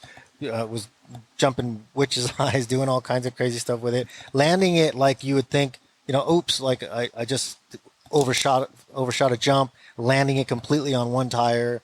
You know, doing things like that, and they were just, the people in the car were like, how is it not jerking the wheel out of your hands, landing on one tire? and it's just comes out of it no problem. Again, Holden, talking about UTV fails, you see so many people that they land in four-wheel drive on one tire and they still have their foot on the gas and it jerks the car and then it tips it over, rolls it like a top, right? Mm-hmm. Yeah. So when you guys have it, like if you were on the front end and you're in four-wheel drive or two-wheel drive, does it move like that, or does it get that head shake, or does it kind of just pull through? No, it really it's just a lot stable and just pulls it back down. You can feel it front end just go back down. That's cool, man. I really, really think that it's going to be cool. Do you have any ability for people to test the system? Yeah, go on our website and you can actually request to do a test drive, test our four-seater and go out and we want to set up test days for people to be. Hey, Alfonso, can you sign me up on the website real quick so I can test it when we get done with the show today? Perfect. Yeah, that'll be perfect, man. So yeah, I mean, definitely. I know that's the biggest selling point is for people to be able to feel it. Like we went out testing with Dave Tungett, that he does a lot of suspension testing, a lot of cars, and when he came back, he's just laughing. He's like, I can't believe the stuff I'm doing with this thing. I'm hitting the gnarliest stuff, and it's there's no feedback at all to the steering. This is crazy. And then he actually did that whole torque steer test that you're talking about. We cranked the wheel over. He took his hand off the wheel, stabbed it. The car just stayed in that turn. It didn't want to go like straighten the car out. Yeah, it didn't want to right itself. Like it does a little bit. Like it starts to straighten out because the caster wants to straighten the car out, but it doesn't torque the car over to one side. Dude, it's just so amazing for me to hear that. There's so many times that I'm thinking in my head about racing environments. Like, first of all, the Yamaha YXZ is not set up for desert. It's just like it's a shorter course car, right? But there's in the racing environment, I would have benefited so many times. And we took it to like the UTV World Championship, and there was so many times where like I was pinned like full throttle, and the whole car was rocking all over the place. Like I was so scared that we were going to lose it, but you can't slow down, right? Yeah. And then this last year, I got to drive an RS1 at the UTV World Championships, and that car's totally different, right? It's set up way better for the desert racing and stuff, but it still has a tendency to dance around. Yeah. So if you can calm that down by changing the front end and not having to mess with the back end, that'd be phenomenal. Yeah. Well, and that's the same thing Holden, he was saying, like, we didn't even know it was in two-wheel drive because it doesn't handle that different. It's I mean, crazy you feel for me to the think power about. out of the gate that's different. You're like, whoa, now I have power out of the gate. But as far as how it handles, it's pretty much the same. And the same thing, Mitch Guthrie, when we first went testing, he was doing this rock climbing deal, and he's like, am I in two-wheel drive or am I in four-wheel drive? I can't tell. And I'm like, well, switch it back and forth. It's like, oh, okay, yeah, I was in four-wheel drive, I'm climbing. But he's like, I don't feel that torque steer that I feel with the car normally. So, it's just trying to pull all over your hand. That's crazy. Like I've said it like already 20 times on the show. I cannot wait to test it, man. It'd be so cool to be able to get an understanding for it. Okay, so we can go to at XTravel_suspension online on Instagram and check it out. You guys make sure you follow them because they'll have all kinds of product updates and things like that. And what was the website again?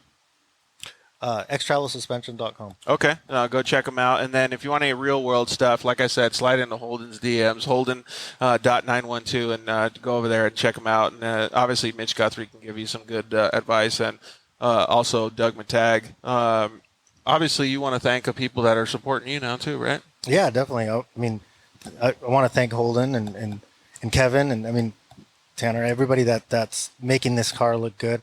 Mitch Guthrie Jr., like all these racers that are really helping me out. I mean, they're stepping up to make this industry, like you were talking about earlier, how it's a family. Yeah. And I really appreciate all these people helping me and getting it out there and showing it, because this is it's strange. You look at it, people are like, the first thing's like, it'll never work. It'll never work. And when you have good ambassadors to come out there and help promote it and show, no, look, guys, this is legit. This is a real thing. Well, I mean, that makes all the difference in the world. You're a very humble guy, and so is Holden, but you got to understand, like, the adverse of that too is anytime a new product comes to market, everybody's trying to get into those guys' hands, right? So for those guys to be able to adopt you and welcome you with open arms, they have to have a lot of faith, and they also have to believe in the engineering, right? Because there's a million people that want to sell products and want to give it to these guys, right?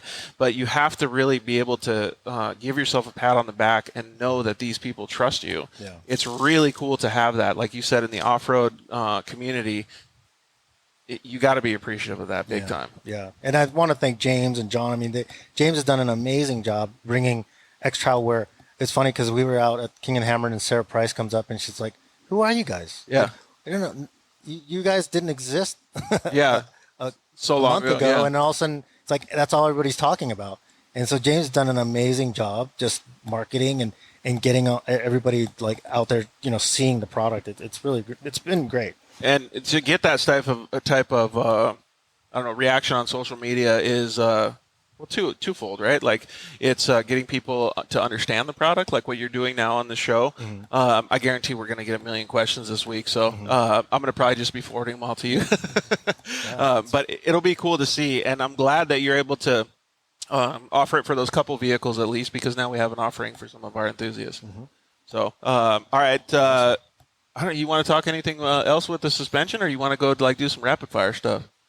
Let's do some rapid fire stuff. Yeah. You want to do some rapid fire too, Nestor? Yeah, let's do it. All right. So, well, first of all, thank you very much. I really appreciate James coming on and being on board to get you guys on the show so quickly. It was really cool. We had a lot of people that were interested in this, and I hope this helped answer some of the questions that people had. You can always go to, like I said, XTravel_suspension. We're going to post some stuff. You can look at our social media and check it out and get a link over to their page as well. All right. Rapid fire Q&A. Is he going first?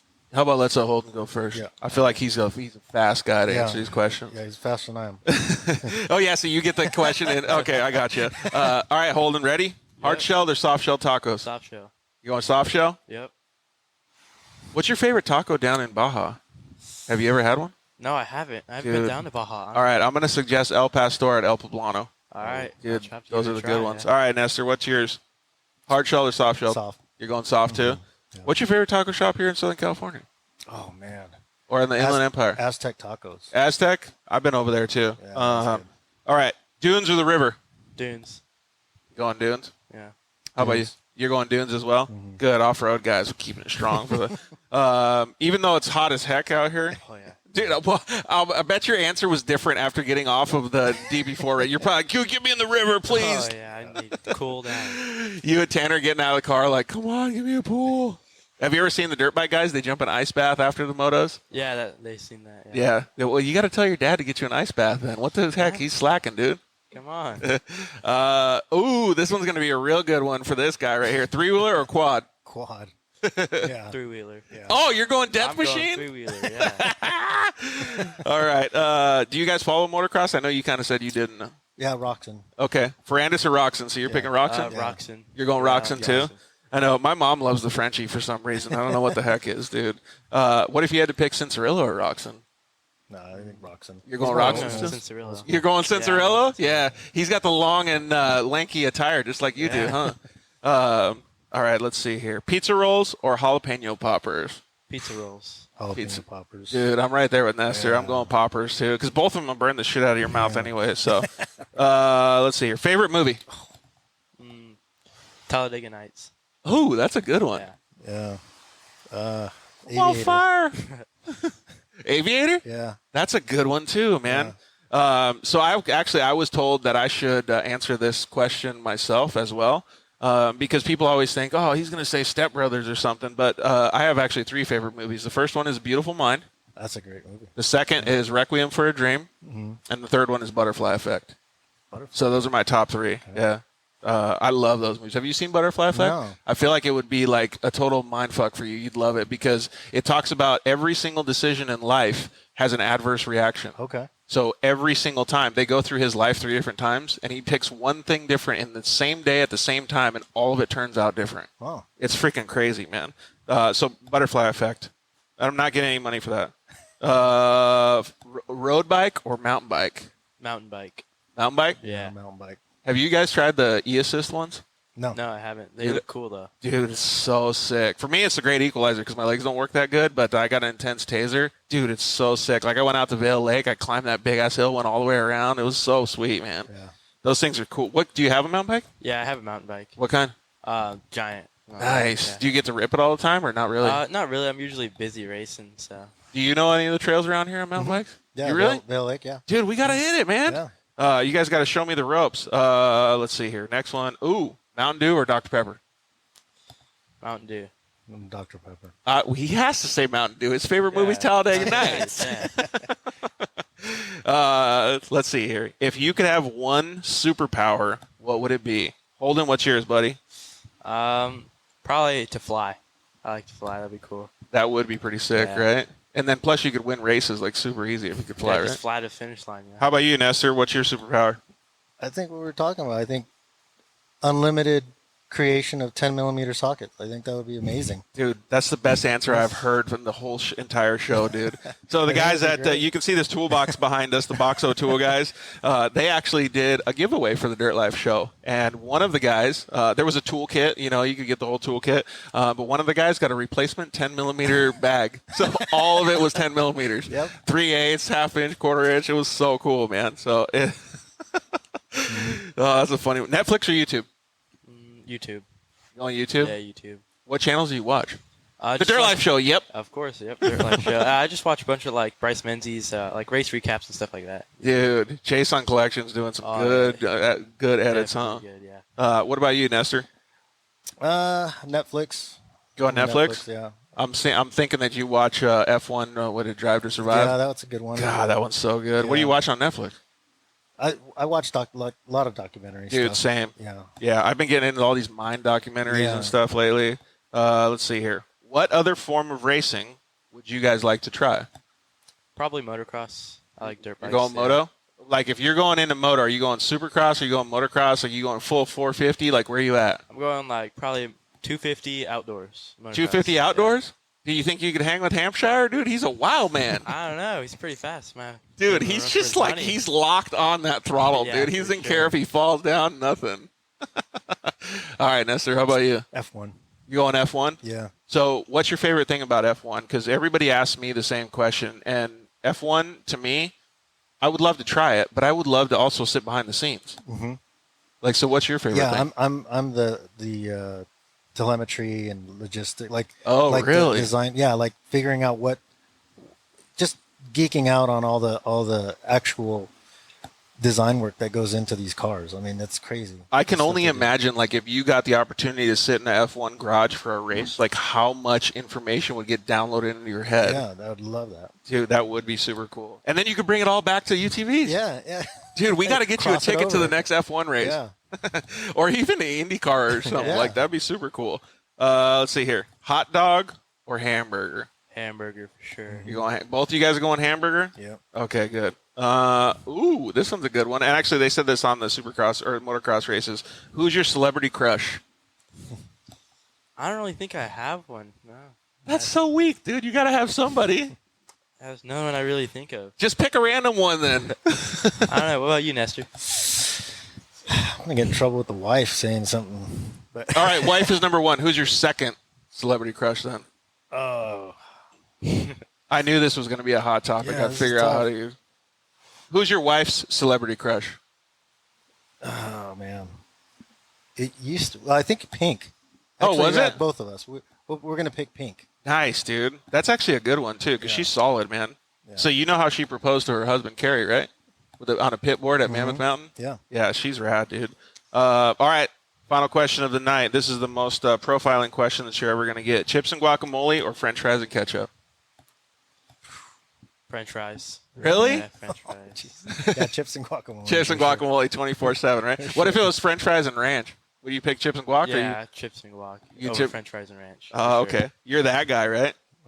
Okay, cool. Well, I appreciate you guys going through all that rapid fire. That was pretty fun. But you guys did a fantastic job tonight. I think everybody that's watching the show, I really think that it would be cool if you guys go and follow the XTravel guys. We have started following them and understanding what they're doing. Like Nestor said, it's been a really quick growth spurt for them. Everybody's wondering how things go. So they're putting out a lot more I don't want to instructional kind of stuff where you can understand how things work more on social media. You know what? Why don't we show this before we log off? You guys won't see it on Instagram Live, but this is a video. Nestor can actually explain a little bit of it, of the pivot system working. So you can see the middle swivel as well. Yeah, so you're watching everything kind of move back and forth, but what's actually happening is it's taking those points and moving them to where the tire would be. Yeah, exactly. So so that it's really deceptive. You can see it as it looks like the caster camber is changing, but it's actually not. So, It's pretty cool to be able to see that because it's really, really descriptive as to see what's happening with your hands in the steering wheel. So go ahead and check it out. Like I said, follow them on Instagram. Go ahead and check out their website. Slide into our DMs if you have questions. We'll forward it over to those guys. Next week, we got an awesome show lined up for you guys. First of all, I want to thank everybody for joining us. You guys, like I said, are our lifeblood. Visit that sponsor deals page on the Dirt Life Show because you can save a whole bunch of money with all of our partners, man. And it'll be really cool to support them and obviously save on your pocketbook. The guys over at Shock Therapy, the guys over at Zollinger Racing, Solder Weld, the KMC guys and the EFX guys are working on stuff for us. The guys at Cryo Heat, just please support the guys that support us because that makes us be able to bring you fantastic content like with Nestor, Holden, and all the guys that joined us today. So, like I said, we owe each and every one of you guys a big, big hug. Anytime I can see you guys shake your hand, I will always try to do my best. Next week's show, we got, it's going to be awesome, man. We're going to go to the 4 Wheel Parts in Riverside, and we got approval to have an audience now. Oh, nice. So it'll be pretty cool. We have our featured guest is going to be Travis Lee. I don't know if you guys are familiar with him, but he's a youth racer and is 4 Wheel Parts and Polaris Razor athlete. And my buddy Jesse Nelson is going to come on and co-host with me. He's a professional, ex-professional supercross racer, and now he's a Polaris factory driver as well. Nice. I'm going to tell him, probably message him a little bit later about the new XTravel stuff because him being able to only use his arms in the vehicle and not his legs, he has a lot of control issues, so it'd be really cool for him to be able to have less feedback in the wheel. For sure. So I think it would be a good partnership for you guys to have. So join us next week at the 4 Wheel Parts in Riverside. If you guys have the wherewithal to get down there, come hang out. This Thursday, we're going to talk with Justin from Shock Therapy, talking about shocks and suspension and everything. We're going to kind of get an update from him and see how he's been doing, what kind of racing they have in the future. I know they're going to do Vegas to Reno, so that'll be cool. Thank you very much to all the guys, James, John, David, everybody, Butch, here at IMG for letting us hang out at the shop today. We really appreciate Alfonso being able to help set up the studio, get everything going. I don't know if you guys know, but or can see it, but the visuals are a lot better today. They're all lit up and nice. So thanks very much to him for getting all that set up. Hopefully he can help out in the future as well. Like I said, we really want to thank all you guys. You guys are our lifeblood, man. So please keep sliding into our DMs. Download as much as you can. Rate us on iTunes. Do all that crap that everybody always talks about because we really love the support that you guys are giving us. You guys are making it a lot better for us to get more sponsors and keep the show going. So thank you very much.